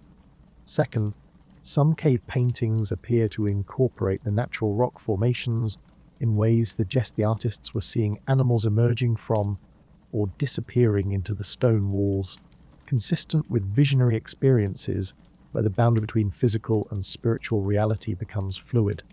The therianthropic figures, part human, part animal, found in caves like Trosfrères in France also support the shamanic theory. These strange beings, with human bodies and animal heads or human faces with animal features, are consistent with the transformation experiences reported by shamans in trance states. Perhaps Stone Age cave painters were depicting their spiritual journeys, the moments when they became one with the animal spirits they painted. But the shamanic theory also has limitations. It assumes a level of religious specialization that may not have existed in Stone Age societies. Not all prehistoric cultures had shamans, and there's no clear evidence that Stone Age cave painters were religious specialists rather than ordinary members of their communities. The theory also tends to reduce cave art to purely spiritual purposes, ignoring the possibility that aesthetic, social, or educational motivations were equally important. More recent theories have focused on the social functions of cave art. Perhaps the paintings served as territorial markers, visual claims that announced which groups controlled specific resources or hunting grounds. Or maybe they functioned as meeting places where scattered bands came together for seasonal gatherings, trade, mate selection, and information exchange. The impressive nature of the art could have served to attract allies, intimidate rivals, or demonstrate the cultural sophistication of the group that created it. This social interpretation gains support from the evidence of repeated use at many cave art sites, and places like Lascaux and Chuvit show painting activities spanning thousands of years, with different generations adding to and modifying existing works. This suggests that these weren't one-time spiritual experiences, but ongoing cultural institutions that served important social functions across many generations. The timing of cave art creation also provides clues about motivation. The great flowering of European cave art occurred during the last glacial maximum, the coldest and harshest period of the Ice Age. This was a time when human survival was precarious, when resources were scarce, and when social cooperation was essential for survival. Perhaps cave art to strengthen social bonds during these difficult times, creating shared cultural experiences that reinforced group identity and cooperation. But there's another possibility that archaeologists have been slow to consider. Maybe Stone Age people painted simply because they wanted to create beauty. Maybe the motivation was aesthetic rather than practical, spiritual rather than magical. Maybe they painted for the same reason modern artists paint, because they were moved by what they saw and wanted to capture and share that vision with others. This idea challenges deep-seated assumptions about Stone Age mentality. We tend to assume that prehistoric people were so focused on survival that they had no time or energy for pure aesthetic expression. But the evidence from sites like Lascaux and Chuvette suggests otherwise. These aren't crude survival tools. They're masterpieces created by people who clearly understood and valued beauty for its own sake. The sophistication of prehistoric art techniques supports this aesthetic interpretation. Stone Age artists developed complex methods for mixing pigments, created specialized tools for different types of painting, and mastered techniques like perspective and shading that serve no practical purpose beyond creating beautiful, realistic images. These innovations suggest people who were passionate about their craft, who wanted to push the boundaries of what was possible with their materials and techniques. The placement of many cave paintings also suggests aesthetic rather than purely practical motivations. Artists often chose the most dramatic and beautiful locations within caves for their most important works, using natural rock formations to enhance the visual impact of their paintings. They clearly understood principles of composition, color harmony, and visual drama that are fundamentally aesthetic rather than functional. Perhaps most tellingly, many cave paintings show evidence of revision and refinement that goes far beyond what would be necessary for purely practical purposes. Artists would return to existing works, adding details, adjusting compositions, and perfecting images in ways that suggest they cared deeply about the artistic quality of their creations. This kind of aesthetic perfectionism is hard to explain in purely utilitarian terms. The universality of art across all human cultures also suggests that aesthetic expression is a fundamental human need rather than a luxury that emerges only after practical needs are met. From the earliest Stone Age cave paintings to contemporary street art, humans have consistently devoted time, energy, and resources to creating images that serve no obvious survival function. This suggests that art making is as basic to human nature as tool making or language. But the reality is probably that Stone Age cave art served multiple purposes simultaneously. The same painting could function as hunting magic, educational tool, territorial marker, spiritual vision, and aesthetic expression all at once. Different people viewing the same image might see different meanings and purposes, just as modern viewers bring different interpretations to contemporary artworks. What's most important is recognizing that Stone Age cave painters were complex, thinking beings with motivations as varied and sophisticated as our own. They weren't driven by a single simple purpose, but by the same mix of practical, spiritual, social, and aesthetic impulses that drive human behavior today. They painted because they were human and painting, making meaningful marks that transform the world around us, may be one of the most fundamentally human activities possible. The mystery of why they painted may never be fully solved, and perhaps that's appropriate. The paintings themselves are their own answer, existing as proof that 40,000 years ago, humans had already developed the capacity for creating transcendent beauty that speaks across time to touch us still. In the end, maybe the why matters less than the fact that they did it, that they chose to spend precious time and resources creating something beautiful and lasting in the darkness of deep caves. When we ask why Stone Age people painted, we're really asking why humans create art at all. And the cave paintings, glowing in their eternal darkness, will whisper back the only answer that truly matters, because we must, because the impulse to make meaning, to create beauty, to transform the ordinary world through vision and skill, is as essential to human nature as breathing. The painted caves of the world stand as monuments to this essential human drive, and temples built not to gods but to the creative spirit that compels us to make marks that matter, to leave traces of our inner visions on the external world, to paint ourselves into permanence on the walls of time. When we think of Stone Age life, our imaginations often drift to the painted caves, those underground galleries where our ancestors created their masterpieces by torchlight. But the reality is that most Stone Age people never lived in caves. They lived under the open sky, in temporary shelters, following the rhythms of seasons and the movements of animals across landscapes that stretched from the African savanna to the frozen tundra of Ice Age Europe. What was daily life actually like for the people who created the world's first art? How did they organize their societies, raise their children, and survive in a world without agriculture, metal tools, or permanent settlements? The answer reveals communities that were far more sophisticated, egalitarian, and successful than the brutal caveman stereotype suggests. The archaeological evidence paints a picture of Stone Age life that's both harsher and more remarkable than we often imagine. These were small-scale societies, typically organized into bands of 20 to 50 related individuals who moved across vast territories following seasonal resources. But within these constraints, they created cultures of extraordinary richness and complexity that sustained human life for tens of thousands of years. Most Stone Age groups were highly mobile, spending only a few days or weeks in any single location before moving on to exploit different resources or avoid depleted areas. Their possessions were limited to what they could carry: tools, weapons, clothing, and perhaps a few treasured items like shells or carved ornaments. But this apparent simplicity masked sophisticated knowledge systems that required decades to master and centuries to develop. A typical Stone Age band would have included people of all ages, from infants to elders, each playing crucial roles in the group's survival.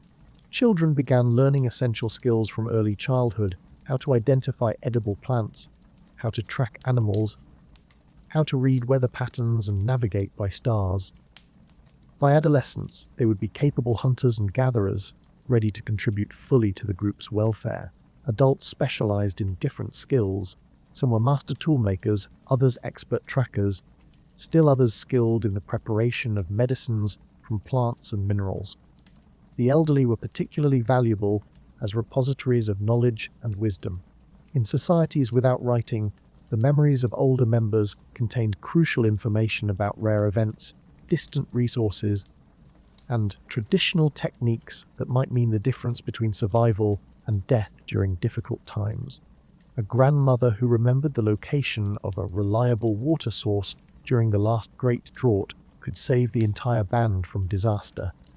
But Stone Age life wasn't the death struggle for survival that popular culture often depicts. Archaeological evidence suggests that hunter-gatherer societies were remarkably successful at meeting their basic needs with relatively little work. Studies of modern hunter-gatherer groups show that they typically spend only 3-5 hours per day on activities directly related to survival: hunting, gathering, tool-making, and food preparation. The rest of their time was available for social activities, artistic expression, storytelling, and leisure. This relative abundance of free time helps explain how Stone Age people found the energy and resources to create sophisticated art. The cave paintings, carved figurines, and elaborate burial goods weren't created by people desperately struggling to stay alive. They were made by communities that had solved their basic survival needs efficiently enough to devote considerable time and energy to cultural activities. The social organization of Stone Age bands was remarkably egalitarian compared to later agricultural societies. Without permanent settlements, accumulated wealth, or complex hierarchies, these groups had little opportunity for extreme social stratification. Leadership was typically informal and situational. The best tracker might lead during hunts, the most knowledgeable plant expert during gathering expeditions, the most experienced elder during camp moves. Decisions were made through discussion and consensus rather than by powerful authority figures. Gender roles existed but were more flexible than in many later societies. While men typically specialized in hunting large animals and women in gathering plants and small animals, there was considerable overlap and variation. Some women were skilled hunters, some men expert gatherers. The archaeological record shows both men and women buried with tools of their trades, suggesting that individual skill and inclination mattered more than rigid gender categories. Children in Stone Age societies enjoyed remarkably free childhoods by modern standards. Without schools or formal education systems, they learned through play, observation, and gradual participation in adult activities.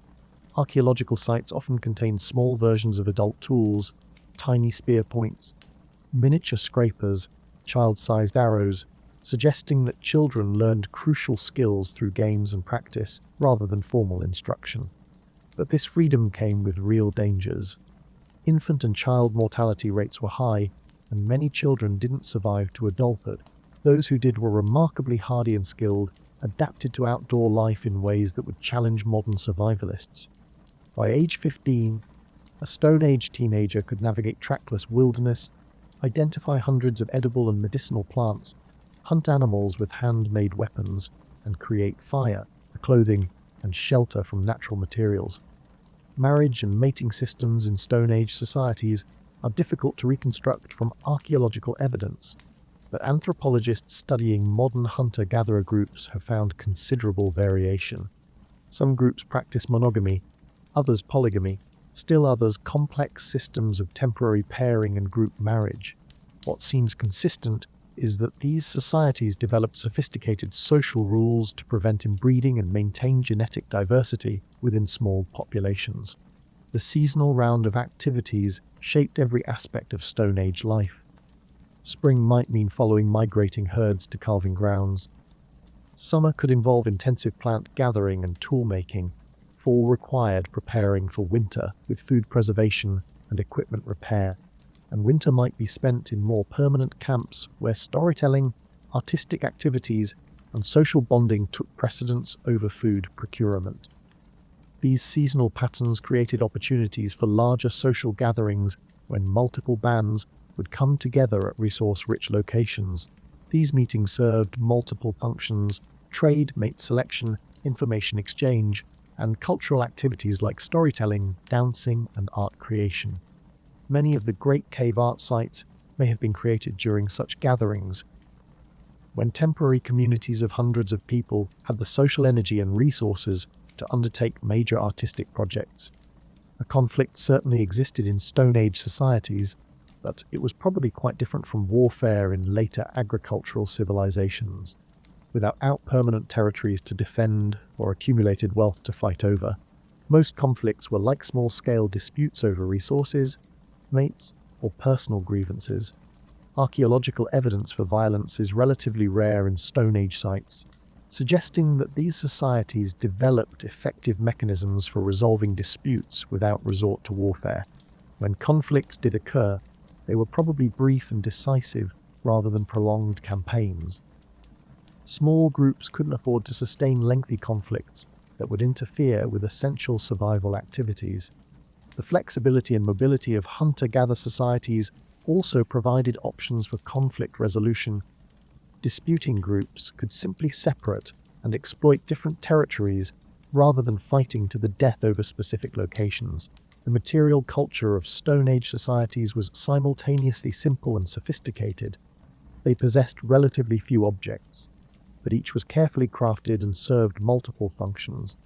A single tool might function as knife, scraper, engraving implement, and cutting edge depending on the task at hand. This multifunctionality required sophisticated understanding of materials, design, and manufacturing techniques. Stone Age people were also master craftspeople in perishable materials that rarely survive in the archaeological record. They created elaborate textiles from plant and animal fibers, carved wooden implements of great sophistication, and worked leather and fur into clothing and containers that were both functional and beautiful. The rare preservation of organic materials at sites like the bog bodies of northern Europe gives us glimpses of the true richness of Stone Age material culture. Medicine in Stone Age societies was based on extensive knowledge of plant and mineral remedies. Many modern pharmaceuticals were originally derived from traditional medicines that were probably first discovered by Stone Age healers. The famous Atexi the Iceman, whose 300-year-old body was preserved in alpine ice, carried a medicine kit that included fungi with antibiotic properties, suggesting sophisticated understanding of natural healing compounds. Religious and spiritual beliefs in Stone Age societies are difficult to reconstruct, but the evidence suggests complex cosmologies that saw the natural world as animated by spiritual forces.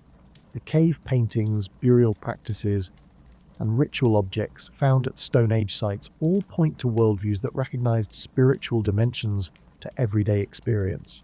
These weren't primitive superstitions, but sophisticated attempts to understand and relate to forces beyond immediate physical experience. The success of Stone Age societies is demonstrated by their longevity and spread. For hundreds of thousands of years, These small-scale, mobile communities sustained human life across every continent except Antarctica. They adapted successfully to environments ranging from tropical rainforests to Arctic tundra, and developing specialized technologies and cultural practices suited to each ecological niche. But perhaps most remarkably, Stone Age societies maintained cultural and technological traditions across enormous spans of time and space. The hand-axe tradition persisted for over 1,000,000 years. Cave painting techniques were passed down for tens of thousands of years. These weren't static societies mindlessly repeating ancient patterns, but dynamic cultures that maintained core traditions while adapting constantly to changing environments and circumstances. When we look beyond the cave mouth to the broader world of Stone Age life, we see communities that were successful in ways that modern societies often struggle to achieve. They maintained sustainable relationships with their environments for millennia without exhausting resources or creating ecological crises. They developed egalitarian social structures that provided security and opportunity for all members. They created rich cultural traditions that satisfied deep human needs for meaning, beauty, and transcendence. The people who painted the caves lived full, complex lives in communities that were neither primitive nor brutal, but remarkably sophisticated in their understanding of how to create sustainable, meaningful human existence. Their daily lives were shaped not by desperation but by deep knowledge, strong social bonds, and spiritual connections to the natural world that sustained them. When we marvel at their artistic achievements, we should remember that these masterpieces emerged from communities that had already solved many of the fundamental challenges of human existence. The same wisdom that created sustainable ways of living also created the world's first art, reminding us that beauty and meaning are not luxuries that come after basic needs are met, but fundamental aspects of what makes life worth living. Not all Stone Age art required dangerous journeys into deep caves or risky climbs to paint on cliff faces. Some of the most remarkable artistic achievements of our ancestors were small enough to hold in your hand, portable masterpieces that traveled with nomadic bands across the Ice Age landscape. These objects, carved figurines, decorated tools, and symbolic ornaments, give us intimate glimpses into Stone Age minds and reveal artistic traditions that were even older and more widespread than the famous cave paintings. The most famous of these portable artworks are the so-called Venus figurines, small sculptures of women that have been found across Europe and Eurasia, dating from about 30,000 to 20,000 years ago. Despite their name, which was coined by 19th century archaeologists who assumed they were goddess figures, these carvings represent one of humanity's first artistic traditions to spread across continents. The Venus of Willendorf, discovered in Austria in 1908, remains the most iconic of these figurines. Carved from limestone and originally coloured with red ochre, she stands just 11 centimeters tall but commands attention with her dramatically exaggerated proportions. Her breasts, hips, and thighs are massively enlarged, while her face is completely obscured by an elaborate pattern that might represent a woven cap or intricate hairstyle.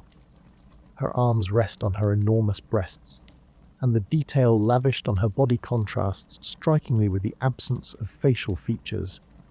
Similar figurines have been found from France to Siberia, creating one of the first truly international art styles in human history. The Venus of Brassempoy from France, carved from mammoth ivory, is remarkable for being one of the few that includes facial features, a delicately carved face with elaborate hair or headdress rendered in fine detail. The Venus of Lesbeugue, also from France, shows such extreme stylization that the body becomes almost abstract, a flowing series of curves that suggest female form rather than depicting it realistically. For decades, archaeologists interpreted these figurines as fertility goddesses or prehistoric pornography, reflecting the biases of primarily male researchers who couldn't imagine other reasons why Stone Age people might carve female figures. But more recent analysis has revealed a far more complex and interesting story. These aren't crude fertility symbols, they're sophisticated works of art that may have served multiple practical and symbolic functions in Stone Age society. One compelling theory proposed by archaeologist Randall White, suggests that the Venus figurines were created by women as aids for survival during pregnancy and childbirth. The exaggerated proportions don't represent an idealized female form, but rather the changes that occur in women's bodies during different stages of pregnancy. The figurines may have served as educational tools, helping young women understand what to expect during pregnancy, or as talismans to ensure safe childbirth in societies where maternal mortality was high. This interpretation gains support from the fact that the figurines show remarkable knowledge of female anatomy during pregnancy. The breast changes, weight distribution, and body proportions are anatomically accurate for different stages of pregnancy and lactation. The absence of facial features might reflect the fact that these carvings are meant to represent universal female experience rather than specific individuals. But the Venus figurines were only part of a much broader tradition of portable Stone Age art. Equally remarkable is the Lion Man of Hohenstein-Stadel, a 40,000-year-old carving that may be the oldest known sculpture in the world, discovered in a German cave in 1939, but not properly reconstructed until decades later. This extraordinary object's 31 centimeters tall and depicts a figure with a human body and a lion's head. The Lion Man is carved from mammoth ivory with extraordinary skill and patience. The work required to create it has been estimated at 400 hours of careful carving with stone tools, representing weeks or months of dedicated artistic labor. This wasn't a casual project, but a major investment of time and skill that could only have been undertaken by someone with specialized knowledge and community support. And the figure's meaning remains mysterious, but it clearly represents sophisticated symbolic thinking. This is one of the earliest known examples of a therianthropic figure, part human, part animal, suggesting that Stone Age people had already developed complex mythological or spiritual concepts that required the invention of new visual forms to express. The Lion Man represents a shaman in animal form, a spirit being, or a mythological character from oral traditions that are now lost. What's most remarkable about the Lion Man is that it demonstrates the full development of symbolic consciousness in the earliest modern humans. This isn't just a representation of something that exists in the natural world, it's the creation of something entirely new, a being that exists only in imagination and art. The capacity to conceive and create such figures represents a quantum leap in human consciousness. The ability to think beyond the immediately visible world into realms of possibility and meaning. Other portable Stone Age objects reveal different aspects of prehistoric consciousness and skill.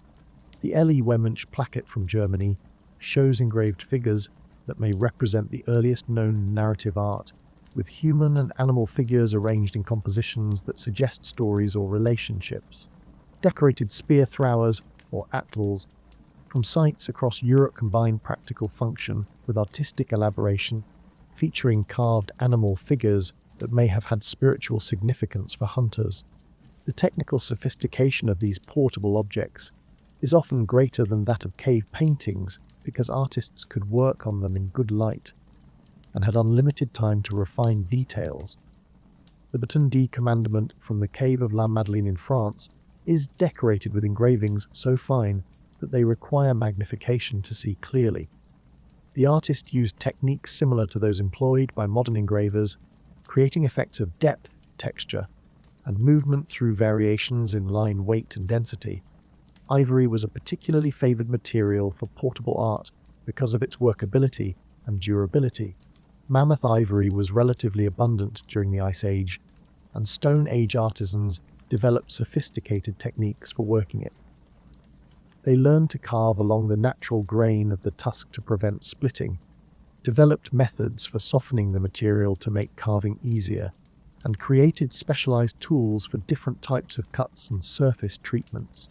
But working ivory required more than just technical skill. It demanded deep understanding of the material's properties and behavior. Ivory changes as it ages, becoming harder and more brittle. Artists had to work quickly after obtaining fresh material or develop techniques for keeping it workable over extended periods. The fact that they mastered these challenges well enough to create masterpieces like the Lion Man, demonstrates sophisticated knowledge of materials science. The decoration of everyday objects also reveals the integration of art into daily Stone Age life.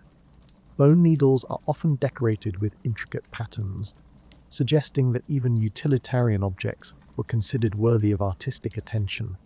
Spear points and knife handles feature carved designs that serve no practical purpose beyond aesthetic pleasure. This integration of art and function suggests that Stone Age people didn't stare at the practical and aesthetic aspects of life in the way that modern industrial societies often do. Personal ornaments represent another category of portable Stone Age art that reveals social and symbolic dimensions of prehistoric life. Shell beads, perforated teeth, and carved pendants have been found in Stone Age burials across the world, suggesting that body decoration was already an important form of personal and social expression 40,000 years ago. These ornaments often traveled great distances from their points of origin, providing evidence of trade networks that connected Stone Age communities across hundreds of kilometers. The famous Cro-Magnon burial from France included numerous shell beads, perforated animal teeth, and other ornaments that would have created an elaborate costume or ceremonial dress. Similar burials across Europe show that Stone Age people invested considerable time and resources in creating beautiful objects for personal adornment, suggesting that concepts of fashion, status display, and individual identity were already well developed. But perhaps most remarkably, many portable Stone Age art objects show evidence of use wear that indicates they weren't just created once and then stored away. They were handled, worn, and used over extended periods, suggesting that played active roles in Stone Age social and spiritual life. The Lion Man shows polishing from thousands of hours of handling, indicating that it was a treasured object that was frequently examined, displayed, or used in ceremonies over many years. This evidence of intensive use transforms our understanding of Stone Age art from static museum pieces to active participants in prehistoric life. These weren't just early attempts at artistic expression. They were functional objects that served important social, spiritual, and psychological roles in Stone Age communities. They were tools for thinking, for teaching, for connecting with spiritual forces, and for maintaining social bonds across the scattered bands of Ice Age Europe. The portable art tradition also reveals the international nature of Stone Age culture. Similar artistic techniques, subject matters, and symbolic systems appear across vast geographic areas, suggesting either widespread cultural exchange or shared cognitive templates that led different groups to develop similar artistic solutions. The Venus figurine tradition, in particular, demonstrates that Stone Age people were capable of maintaining consistent artistic concepts across thousands of kilometers and thousands of years. When we hold replicas of these objects today and feel their weight, examine their details, imagine them being carved by flickering firelight, we're connecting directly with Stone Age consciousness in ways that cave paintings, however magnificent, can't provide. These were objects made to be touched, held, carried, and treasured. They were the first art that traveled, the first masterpieces that belonged not to places but to people. Venus and the Lion Man represent more than just ancient art objects. They're evidence of minds that had already developed all the cognitive capacities we associate with full humanity: symbolic thinking, artistic planning, technical skill, spiritual imagination, and the ability to invest enormous effort in creating objects that served no obvious survival function but satisfied deep psychological and social needs. In the end, these portable masterpieces remind us that art isn't just about creating beauty, it's about creating meaning that can be carried, shared, and preserved across time and space. The Stone Age artists who carved these figurines were doing more than decorating objects. They were inventing culture itself, by creating the first portable repositories of human, meaning that travel wherever people went, ensuring that beauty, meaning, and transcendence would always have a place in human life. Today, the Sahara Desert is one of the most inhospitable places on Earth, a vast wasteland of sand and rock where only the hardiest life forms can survive. But 10,000 years ago, this was a different world entirely. The Sahara was green, crossed by rivers and dotted with lakes, home to elephants and giraffes, crocodiles and hippos. And across this ancient landscape, Stone Age people created one of the world's most remarkable galleries of rock art. Thousands of painted and engraved images that document a lost African paradise and reveal artistic traditions that flourished for millennia. This is the art of the Green Sahara, and hidden in its painted panels are some of the most mysterious and controversial images ever created by Stone Age hands. The transformation of the Sahara from desert to grassland and back again is one of the most dramatic climate changes in recent geological history. Between about 14,000 and 5,000 years ago, shifts in Earth's orbital patterns intensified the African monsoon, bringing abundant rainfall to regions that are now barren desert. Rivers flowed where there is now only sand, lakes formed where there are now salt flats, and vegetation spread across landscapes that hadn't been green for tens of thousands of years. Into this transformed environment moved people and animals from across Africa. Archaeological sites from this period show evidence of fishing communities along Saharan lakes, cattle herders moving their animals across vast grasslands, and hunter-gatherer groups exploiting the abundant plant and animal resources of the region.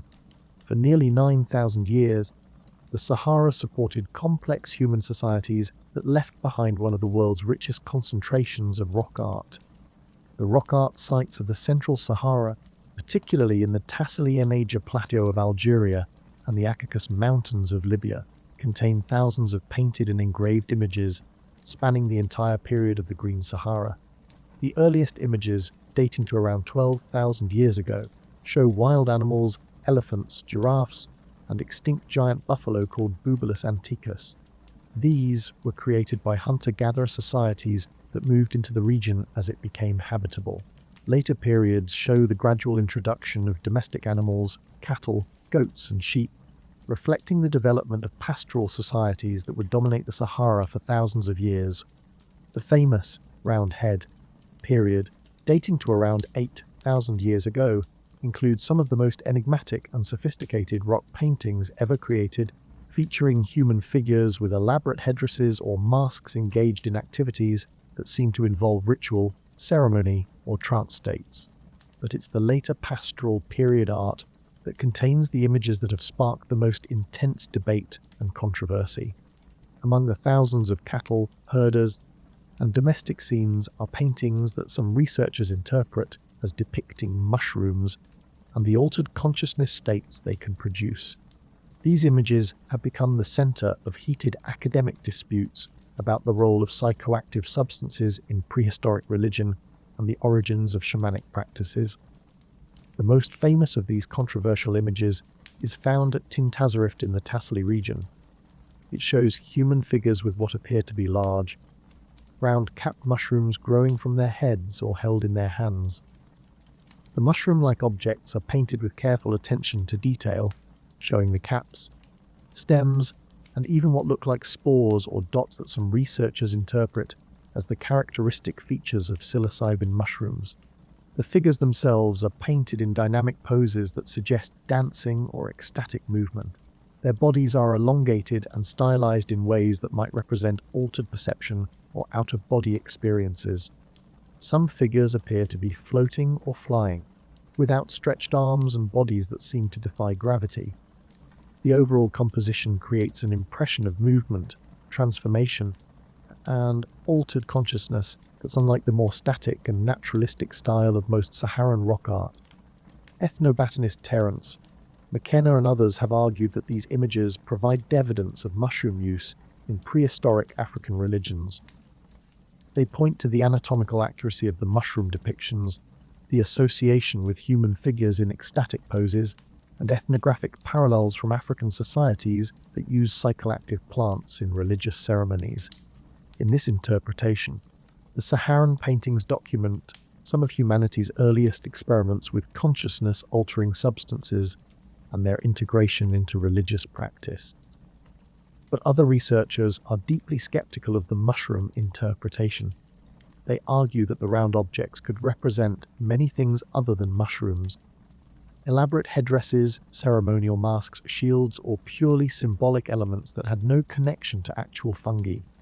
The stylized nature of muck art makes definitive identification of specific objects difficult, and the tendency to see what we expect to see based on modern assumptions about prehistoric religions may be leading to overinterpretation of ambiguous images. Archaeological chemist Giorgio Samarini has conducted detailed analysis of the Saharan images and argues they show clear evidence of multiple psychoactive plant uses, including not just mushrooms, but also various herbs and trees known to have consciousness-altering properties.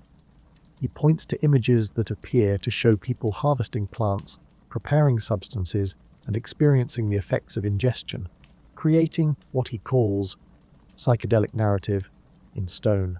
But critics point out that many of the supposedly drug-related images could be interpreted differently. Dancing figures might represent celebration, ritual, or entertainment rather than chemically induced altered states.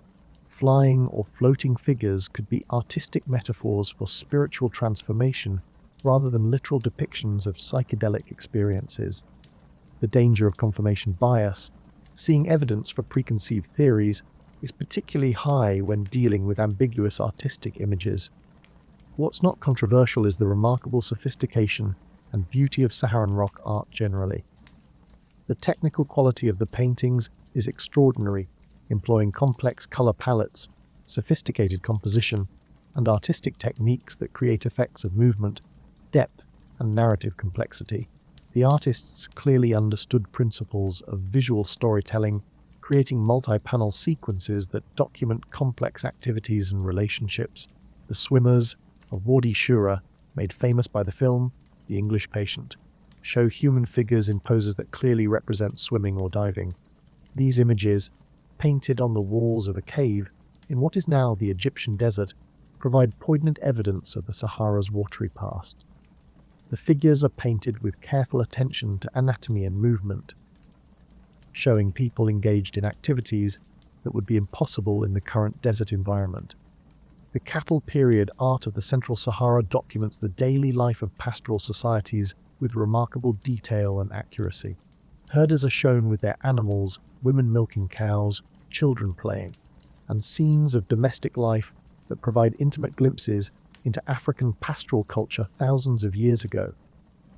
The cattle themselves are painted with such precision that different breeds can be identified, and the scenes show sophisticated understanding of animal behavior and human-animal relationships. But perhaps most remarkably, the Saharan rock art tradition spans nearly 10,000 years, documenting the entire rise and fall of the Green Sahara period. The earliest images show wild animals in lush landscapes. The middle periods document the development of pastoral societies and their complex relationships with domestic animals. The latest images, created as the desert was reclaiming the region, show increasingly desperate scenes of people and animals struggling with drought and environmental collapse. This long chronological sequence makes the Saharan rock art sites unique laboratories for studying how human societies and artistic traditions respond to dramatic environmental change. As the climate shifted and the landscape transformed, so did the art, reflecting new ways of life, new challenges, and new relationships with the natural world. The technical sophistication of Saharan rock art rivals anything found elsewhere in the prehistoric world. The artists developed complex pigment recipes using local minerals, iron oxides for reds, manganese for blacks, colin clays for whites. They created brushes from animal hair and plant fibers, developed techniques for preparing rock surfaces, and invented methods for creating different textures and effects. Some sites show evidence of true fresco techniques, where pigments were applied to wet limestone surfaces and became chemically bonded with the rock, creating extraordinary preservation. Other sites used dry pigment applications that have faded over time but still retain enough detail to reveal the original compositions. The variety of techniques suggests artistic traditions that were passed down through generations and refined over centuries. The scale of some Saharan rock art sites is breathtaking. At Tassili and Aja, painted panels extend for hundreds of meters along cliff faces, creating vast galleries that would have required coordinated efforts by multiple artists working over extended periods. Some individual figures are larger than life size, painted with such skill that they remain visually powerful even when viewed from considerable distances.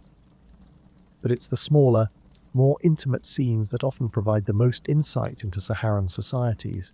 Detailed paintings show women adorning themselves with jewelry, children playing games, families gathering around hearths, and elders telling stories. These images reveal societies that had time and resources for art, leisure, and cultural activities, communities that were successful enough in their basic survival to invest heavily in artistic expression. The role of women in Saharan rock art is particularly notable.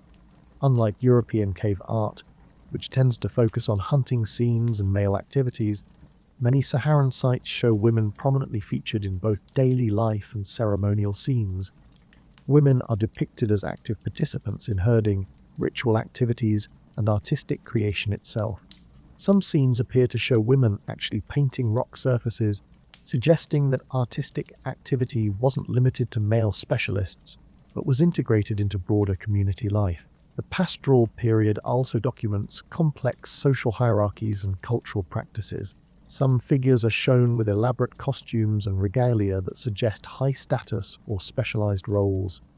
Others appear to be engaging in activities that might represent trade, diplomacy, or intergroup ceremonies. The art reveals societies that were far from simple or primitive, but had developed sophisticated social, economic, and religious systems. As the Sahara began its transition back to desert conditions around 5,000 years ago, the rock art reflects the environmental and social stresses of this change. Later images show smaller herds of animals, scenes of conflict over resources, and increasing emphasis on religious or magical practices that might have been attempts to deal with environmental crisis through spiritual means. The final phases of Saharan rock art, created as the desert was reclaiming the region, are often the most poignant. They show people and animals clustered around the last reliable water sources, desperate scenes of environmental refugees fleeing advancing sand dunes, and increasingly stylized or abstract images that suggest societies under extreme stress. But even as the Green Sahara died, the artistic traditions it had nurtured didn't disappear entirely. They migrated with the people who were forced to abandon the region. Spreading south into the Sahel and Sudan, north into the Mediterranean, and east toward the Nile Valley, rock art sites across North and West Africa show stylistic connections to the Saharan traditions, suggesting that the artistic knowledge developed during the Green Sahara period seeded artistic traditions across much of the continent. The controversial mushroom images, whether they actually depict psychoactive fungi or represent something else entirely, are part of a broader pattern of sophisticated religious and ceremonial art that suggests complex spiritual traditions.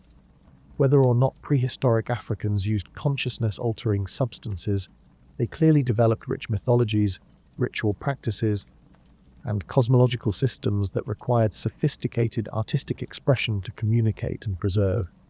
Modern ethnographic studies of African societies provide some context for interpreting Saharan rock art. Many contemporary African cultures maintain rich traditions of rock painting and engraving that show clear continuities with prehistoric practices. The techniques, subject matters, and social functions of these modern traditions help archaeologists understand how rock art might have functioned in ancient societies. But there are also important discontinuities. The environmental collapse that ended the Green Sahara period also disrupted many cultural traditions, creating gaps in artistic and social continuity that make interpretation difficult. As of hunger, the societies that created the Great Saharan Galleries were adapting to environmental conditions that no longer exist, pursuing ways of life that disappeared thousands of years ago. What remains is one of the world's greatest outdoor art galleries, scattered across thousands of square kilometers of what is now harsh desert.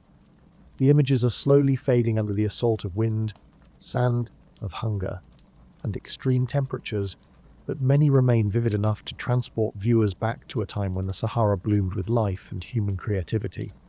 The green Sahara rock art sites remind us that artistic achievement isn't limited to favorable environments or stable societies. Some of humanity's most remarkable artistic expressions have emerged from communities adapting to challenging or changing conditions. The Saharan artists created their masterpieces in a landscape that was constantly transforming, documenting their world even as it disappeared around them. When we look at the swimmers of Wadi Shura today, standing in what is now one of the world's most arid deserts, we're seeing more than just ancient art. We're seeing evidence of climate change on a scale that transformed entire continents, of human societies adapting to environmental challenges that would test any civilization, and of artistic traditions that persisted even as the world they depicted vanished into memory. The mystery images, whether they show mushrooms, masks, or something else entirely, remind us how much we still don't understand about prehistoric consciousness and spiritual life. They challenge us to remain humble about our interpretations while staying open to possibilities that might expand our understanding of what human minds were capable of achieving thousands of years ago. In the end, in the art of the Green Sahara stands as testimony to human adaptability, creativity, and persistence in the face of overwhelming environmental change. The artists who painted these images lived through one of the most dramatic climate transformations in recent history, and they responded by creating some of the world's most remarkable and mysterious art. Their painted legacy survived the death of the Green Sahara itself, preserving memories of a lost world in pigment and stone. In the year 2019, in a limestone cave on the Indonesian island of Sulawesi, archaeologists made a discovery that shattered everything we knew about the geographic origins of sophisticated cave art.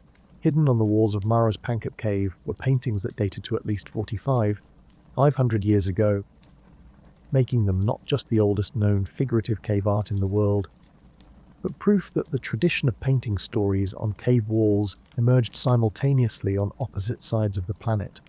The star of this ancient gallery is a hunting scene showing pig-like animals, Sulawesi warty pigs, being pursued by small human figures carrying spears or ropes. It's a narrative painting, a story told in pigment, and it predates the famous European cave art by thousands of years. This discovery forces us to reconsider not just when sophisticated art began, but where and how widely the impulse to paint stories spread across the early human world. The cave paintings of Maros Pangkep were discovered in the 1950s, but for decades they were assumed to be relatively recent, perhaps only a few thousand years old. The tropical climate of Indonesia seemed hostile to the preservation of very ancient art, and the prevailing archaeological wisdom held that sophisticated cave painting was a European invention that gradually spread to other parts of the world. But in 2014, a team led by archaeologists began using uranium-thorium dating to determine the actual age of the Indonesian paintings. This technique measures the decay of radioactive uranium in mineral deposits that have formed over the paintings, providing minimum ages for the art beneath. The results were stunning. The oldest paintings were at least 500 years old and possibly much older. The implications rippled through the archaeological community. If sophisticated figurative art was being created in Indonesia 500 years ago, it meant that modern humans had carried advanced artistic capabilities with them, as they spread out of Africa much earlier than anyone had imagined. The capacity for complex visual storytelling wasn't something that evolved slowly in Europe during the Ice Age. It was already fully developed when our ancestors first colonized Southeast Asia. The Sulawesi paintings show clear mastery of advanced artistic techniques. The animals are rendered with careful attention to anatomy and proportion, showing intimate knowledge of local wildlife. The human figures, though simplified, are positioned and sized to create clear narrative relationships with the animals they're hunting. The composition shows understanding of visual storytelling that creates a sense of movement and action across the cave wall. But perhaps most remarkably, the Indonesian cave art appears to have been created by people who had recently arrived in the region as part of the great human expansion into Southeast Asia and Australia. These weren't artists working within ancient local traditions. They were cultural pioneers, bringing sophisticated artistic practices to new landscapes and adapting them to local conditions and subjects. The Sulawesi warty pigs painted on the cave walls are endemic to the island, meaning the artists had to quickly develop intimate knowledge of local animal anatomy and behavior after arriving in the region. This suggests remarkable flexibility and adaptability.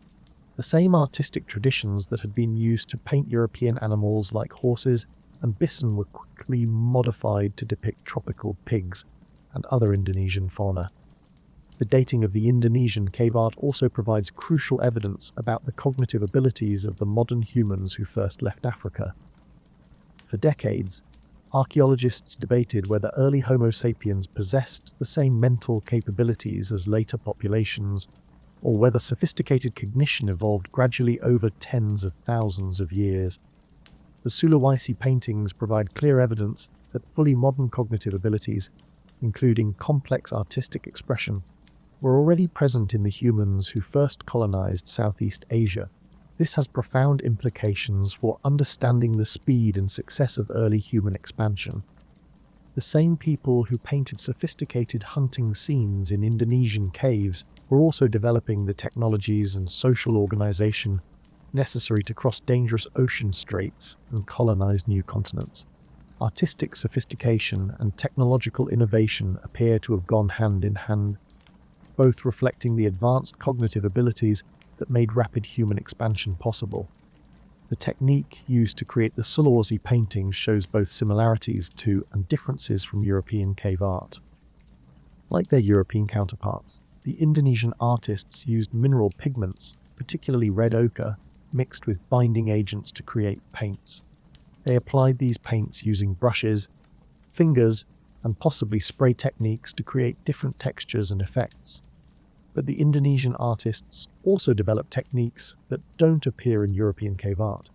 Some figures were created using a combination of painting and engraving, with outlines carved into the cave wall and then filled with pigment. Others show evidence of multiple painting episodes, with new figures added to existing compositions over time, creating palimpsest images that document changing artistic traditions over thousands of years. The preservation of these ancient paintings in the tropical climate of Indonesia is remarkable and somewhat mysterious. Limestone caves in temperate regions can preserve cave art for tens of thousands of years, but the heat, humidity, and biological activity of tropical environments typically destroy organic materials much more quickly. The fact that 45 500-year-old paintings have survived in Sulawesi suggests that the specific conditions within these caves, temperature, humidity, air circulation, and water chemistry, created nearly perfect preservation environments. This preservation offers a unique opportunity to study the deterioration and conservation of very ancient art in tropical conditions. The Sulawesi paintings show various stages of preservation, from images that are still vivid to those that are fading or being obscured by mineral deposits. Understanding these processes could help protect other tropical rock art sites and inform conservation efforts for prehistoric art worldwide.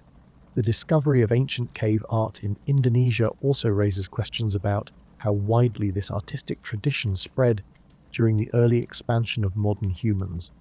If sophisticated painting was happening simultaneously in Europe and Southeast 45,000 years ago, where else might similar art await discovery? The tropical regions of Africa, Southern Asia, and Northern Australia all had early human populations that might have created similar art, but the environments are less favorable for preservation.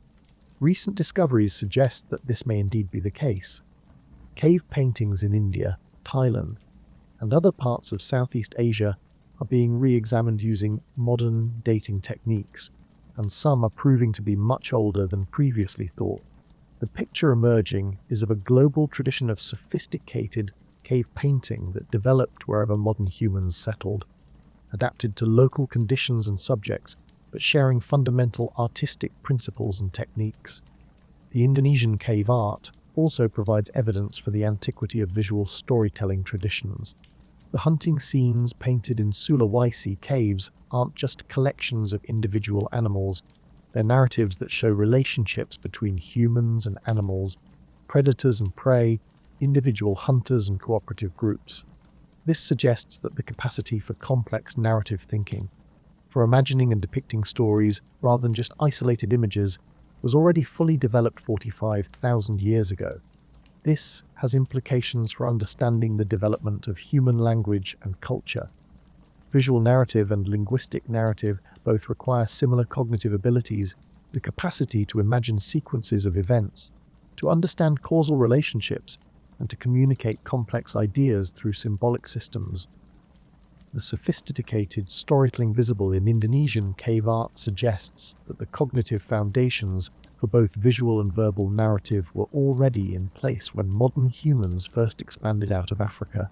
The subject matter of the Indonesian cave art also reveals something important about early human relationships with local environments.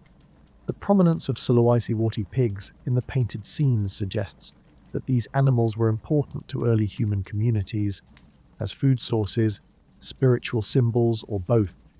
The careful attention to anatomical detail shows that the artists had intimate knowledge of these animals' appearance and behavior, a knowledge that could only come from extended observation and interaction.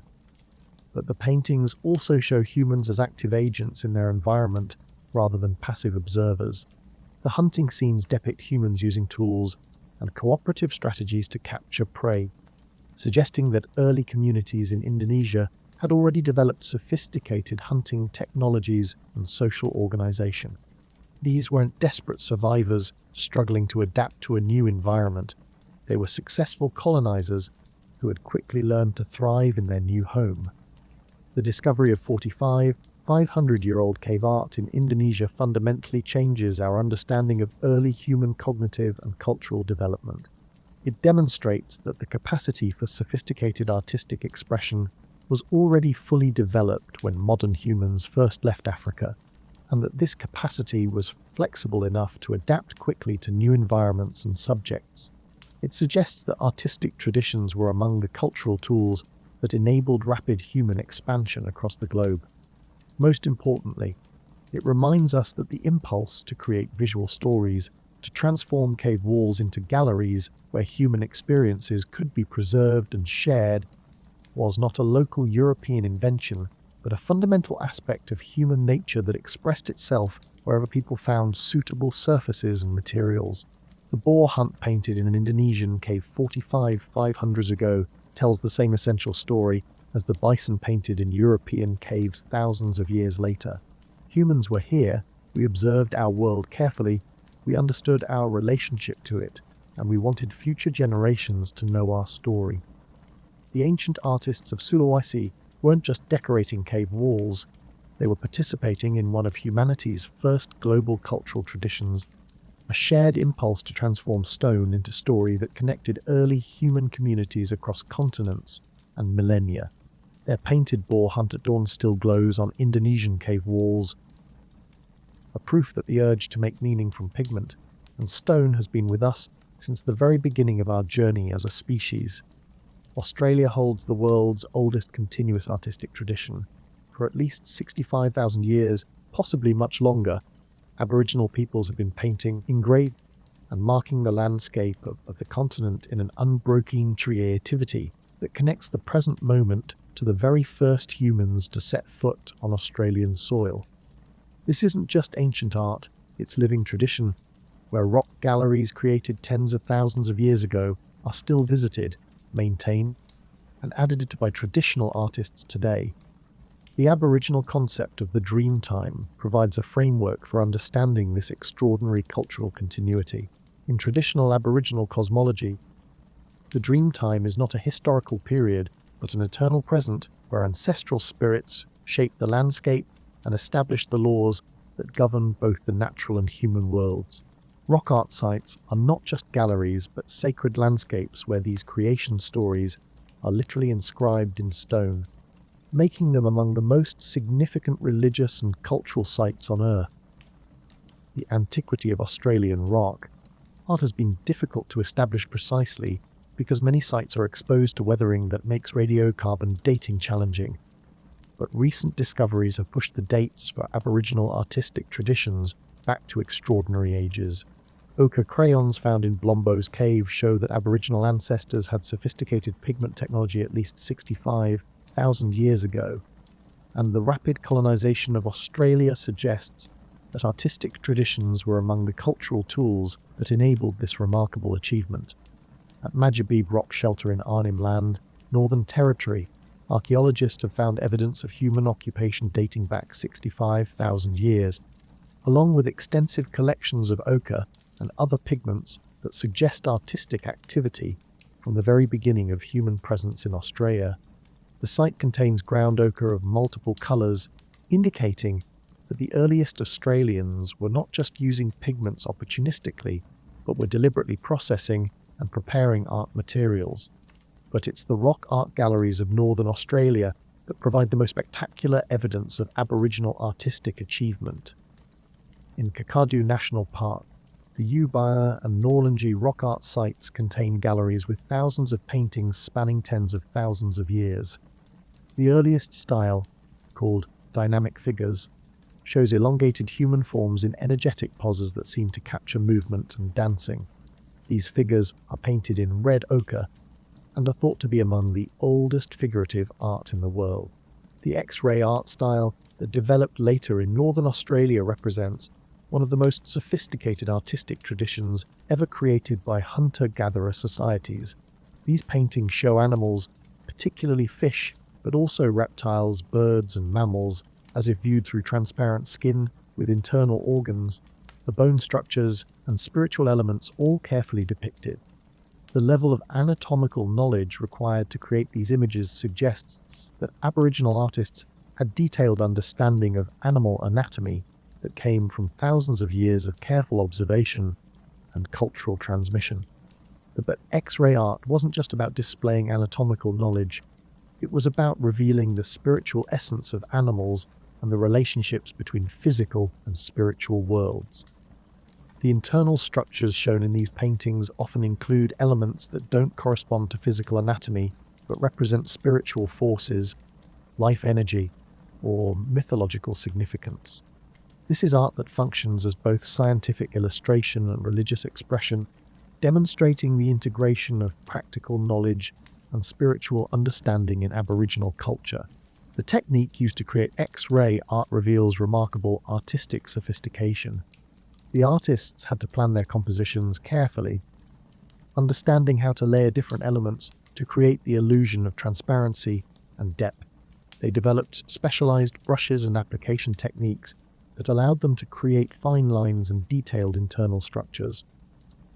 The color schemes used, typically ochres, whites, and charcoals, were carefully chosen to create contrast and visual clarity that makes the internal details readable even in dim rock shelter lighting. The subject matter of Australian rock art also provides unique insights into the continent's environmental history. Many paintings show animals that are now extinct: giant kangaroos, marsupial lions, giant goannas, and other megafauna that disappeared around 40,000 years ago. These images provide crucial evidence for understanding Australia's prehistoric ecosystems and the impact of human colonization on native wildlife. The famous Bradshaw rock paintings of the Kimberley region in Western Australia represent another distinctive Aboriginal art tradition. These elegant figures, painted in fine linear styles, show humans adorned with elaborate headdresses, clothing, and ornaments. The figures are often shown in graceful, dancing poses that suggest ceremonial or ritual activities. The sophistication of these paintings has led some researchers to argue that they represent one of the world's finest prehistoric art traditions. Recent reanalysis using advanced dating techniques has suggested that some Bradshaw paintings may be up to 60,000 years old, making them among the earliest known figurative art anywhere in the world.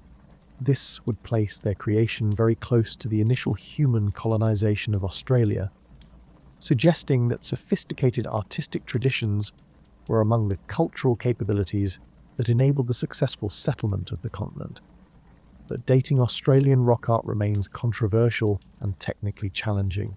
The paintings are often exposed to harsh environmental conditions that make preservation variable, and many sites show evidence of being painted and repainted over thousands of years.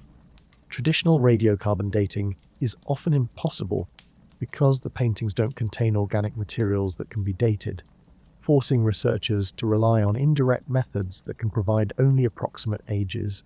The cultural significance of Australian rock art extends far beyond its antiquity or artistic merit. For Aboriginal peoples, these sites are among the most sacred places in their cultural landscape. They are repositories of ancestral knowledge, ceremonial centres, and connections to the dreamtime that created the world. Many sites are restricted, accessible only to people who have been properly initiated and have the cultural authority to view and interpret the images. This living tradition of rock art creation and maintenance makes Australia unique among world rock art regions. While most prehistoric art sites are archaeological relics from extinct cultures, Australian Aboriginal art sites remain active components of ongoing cultural traditions. Traditional artists still visit ancient galleries to add new images, refresh fading paintings, and pass on artistic and cultural knowledge to younger generations. The techniques used in traditional Aboriginal art have remained remarkably consistent over tens of thousands of years.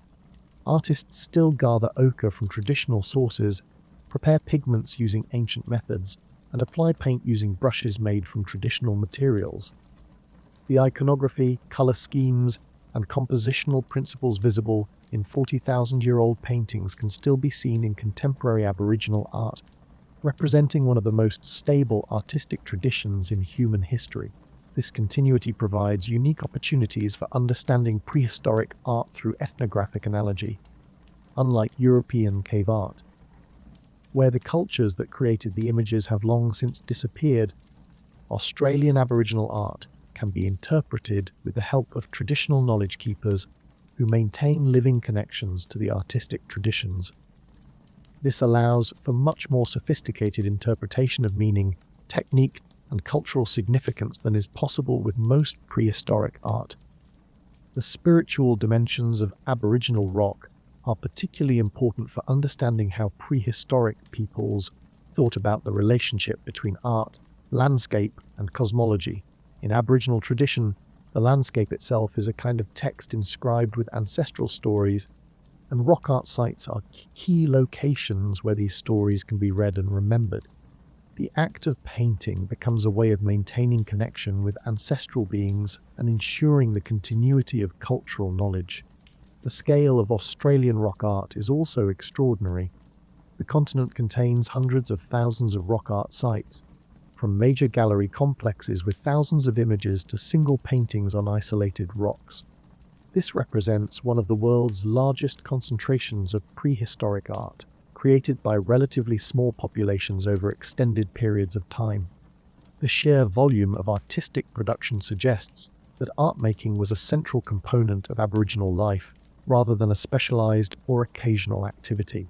Modern threats to Australian rock art include mining, development, tourism, and climate change.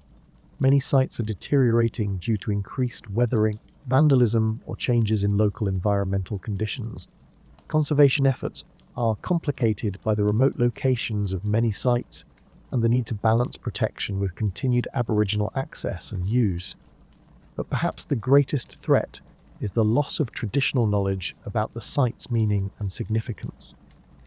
As traditional communities are disrupted by modernization and globalization, the cultural context that gives meaning to the rock art is endangered. Efforts to record and preserve traditional knowledge about rock art sites have become crucial components of cultural conservation programs. The Aboriginal rock art of Australia represents something unique in human cultural achievement, an artistic tradition that has maintained continuity for tens of thousands of years, adapting to changing environmental and social conditions while preserving essential cultural knowledge and spiritual connections. It demonstrates that sophisticated artistic expression is not just compatible with hunter-gatherer lifestyles, but can be one of their most enduring achievements. When we look at the X-ray fish of Arlim Land or the elegant Bradshaw figures of the Kimberley, we're seeing more than just ancient art. We're seeing evidence of the world's longest conversation between humans and their environment, a dialogue conducted in ochre and charcoal that has continued unbroken since the first people arrived on the Australian continent. The dreaming rocks still dream, still hold the stories of creation, still connect traditional peoples to the ancestral forces that shaped their world, in an era when most human cultural traditions are being homogenized by globalization. And the continuity of Aboriginal rock art traditions reminds us of what we lose when we break connections with our past. These painted rocks represent not just artistic achievement, but cultural resilience, the ability of human communities to maintain meaning and identity across time scales that dwarf individual lifetimes or even entire civilizations. The dreaming rocks of Australia don't just preserve the past, they make it present, ensuring that the stories painted by the first artists continue to speak to new generations, and maintaining an unbroken chain of meaning that connects the contemporary moment to the very origins of human creativity on the Australian continent. Deep in the Colombian Amazon, on a cliff face stretching for nearly 8 miles along the Guivia River, lies what may be the largest collection of prehistoric rock art in the Americas. Hidden beneath the jungle canopy for thousands of years, this vast gallery contains tens of thousands of paintings created by people who witnessed the end of the Ice Age and the extinction of the American megafauna. A British Columbian archaeologist, Jose Iriart, has called it the Sistine Chapel of the Ancients, and recent dating suggests the oldest images may be 600 years old. This is Saranja de la Lindosa, and it's revolutionizing our understanding of early human life in South America and the role that played art in documenting one of the most dramatic environmental transformations in recent history. The discovery of this massive rock art site is itself a story of courage and scientific dedication. The region had been controlled by Farsi guerrillas for decades, making archaeological research impossible. Only after the 2016 peace agreement could researchers safely access the area and begin to document what had been hidden in the jungle. When they finally reached the cliffs, they found an artistic treasure trove that had been waiting in silence for thousands of years. The scale of Saranja de la Lindosa is breathtaking. The painted cliffs stretch for nearly 13 kilometers, with some vertical surfaces rising 35 meters above the jungle floor. The number of individual paintings is estimated in the tens of thousands, making it one of the largest concentrations of rock art anywhere in the world. The sheer magnitude of the site suggests that it wasn't created by a single group, but was a regional center that drew artists and visitors from across a vast area over many centuries. But it's not just the scale that makes Saranja de la Lindosa remarkable, it's the subject matter. Among the thousands of painted figures are clear depictions of animals that went extinct at the end of the Pleistocene epoch: giant ground sloths, mastodons, camelids, horses, and other megafauna that disappeared from South America around 10,000 years ago. These images provide direct visual evidence of human megafauna interactions and document ecosystems that vanished thousands of years ago. The extinct horse paintings are particularly significant because horses evolved in the Americas but went extinct around 10,000 years ago, not returning until Spanish conquistadors brought them in the 16th century. The Saranja de la Lindosa paintings show horses with remarkable anatomical accuracy, including details of mane structure and body proportions that demonstrate the artists had intimate knowledge of these animals. This provides crucial evidence that the first Americans coexisted with and carefully observed the native horses before they disappeared forever. The giant ground sloth paintings are equally remarkable. These enormous mammals, some as large as modern elephants, are depicted in various poses and activities that suggest the artists understood their behavior and ecology. Some images show multiple ground sloths together, suggesting they may have lived in social groups. Others show them interacting with human figures, providing rare evidence of direct contact between people and these massive extinct animals. But the megafauna paintings are only part of the story at Saranja de la Lindosa. The site also contains thousands of images documenting human activities, hunting scenes, fishing, dance ceremonies, and daily life activities. The human figures are often shown with elaborate headdresses, body decorations, and ceremonial regalia that suggest complex social and religious traditions. These images provide unprecedented insights into the lives of the first Americans during the crucial period when they were adapting to rapidly changing post-Ice Age environments. The environmental context revealed by the rock art is particularly fascinating. When the oldest paintings were created 600 years ago, the Amazon basin was quite different from today. The climate was cooler and drier, and much of what is now dense rainforest was open savanna or parkland. The paintings show this landscape, with wide open spaces dotted with trees and supporting large herds of now extinct animals. As the climate warmed and moistened over the following millennia, the forest gradually expanded, and the subject matter of the rock art changed to reflect the new ecosystem. This environmental transformation is documented in real time through the changing artistic traditions at the site. The earliest paintings focus on megafauna and open country scenes.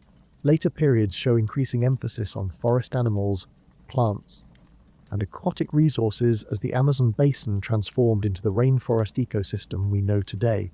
The rock art becomes a visual chronology of one of the most dramatic environmental changes in recent history. The technique used to create the Saranga de la Lindosa paintings reveals sophisticated artistic knowledge adapted to tropical conditions. The artists used mineral pigments, primarily red ochre but also yellows, purples and blacks, that were resistant to the high humidity and temperate variations of the rainforest environment. The paints were applied using brushes, fingers, and spray techniques that created different textures and effects. Many of the paintings show evidence of careful surface preparation, with the rock face cleaned and sometimes scraped to create smooth painting surfaces. The artists understood how to work with the natural contours and textures of the cliff face, using bulges and depressions to give their animals three-dimensional form. Some paintings incorporate natural rock formations so skillfully that it's difficult to tell where the rock ends and the art begins. The preservation of the paintings is remarkable considering the challenging tropical environment. The cliff faces are protected by natural overhangs that shield them from direct rainfall, and the constant air circulation in the river valley prevents the buildup of moisture that could damage the pigments. Some paintings remain so vivid that they appear to have been created recently, while others show various stages of weathering that create a visual timeline of artistic activity spanning thousands of years. The cultural significance of Sahara de la Lindosa extends far beyond its artistic merit. For indigenous communities in the region, the site represents a connection to ancestral peoples and traditional knowledge systems. Some of the painted symbols and motifs are still recognizable in contemporary indigenous art, suggesting cultural continuities that span thousands of years. Traditional knowledge holders can provide insights into the meaning and significance of many images, offering interpretations that would be impossible to develop through archaeological analysis alone. The dating of the site has been accomplished through multiple methods, including analysis of mineral deposits that have formed over some paintings and radiocarbon dating of organic materials found in association with the art. The oldest secure dates place the beginning of artistic activity at around 600 years ago, making Sahara de la Lindosa contemporary with the earliest known human sites in South America and among the oldest rock art sites in the Americas. This timing is crucial for understanding the spread of humans into South America and their adaptation to New World environments. The people who created these paintings were among the first Americans, pioneers who had recently arrived in a continent filled with animals and plants that existed nowhere else on Earth. Their art documents their process of learning about and adapting to these new ecosystems while recording the dramatic changes that occurred as the Ice Age ended. The hunting scenes at Sahara de la Lindosa provide unique insights into the technologies and strategies used by early Americans.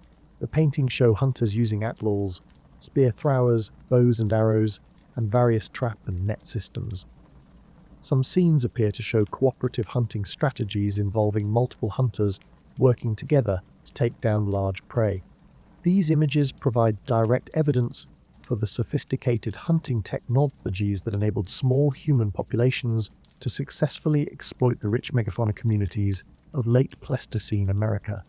But the site also reveals that early Americans were much more than just big game hunters. Many paintings show fishing, plant gathering, and the exploitation of small animals and aquatic resources. The diversity of subsistence activities depicted in the art suggests that early American communities had developed broad-spectrum economic strategies that allowed them to thrive in changing environments, rather than specializing narrowly on megafauna hunting. The ceremonial and social scenes at Sahara Lindosa are equally remarkable. Large gatherings of human figures are shown engaged in activities that appear to be dances, ceremonies, or rituals. Some figures are depicted with elaborate costumes and regalia that suggest specialized social roles or religious functions. These images provide evidence that early American societies had already developed complex social and ceremonial traditions within a few thousand years of their arrival in the New World. The discovery of Sahara de la Lindosa has implications that extend far beyond South American archaeology. It demonstrates that sophisticated rock art traditions developed independently in the Americas at roughly the same time they were flowering in Europe, Africa, and Australia. This suggests that the capacity for complex artistic expression was a fundamental characteristic of early modern humans wherever they traveled, not a regional innovation that gradually spread from a single center. The site also provides crucial evidence for understanding the role of environmental change in shaping human cultural development.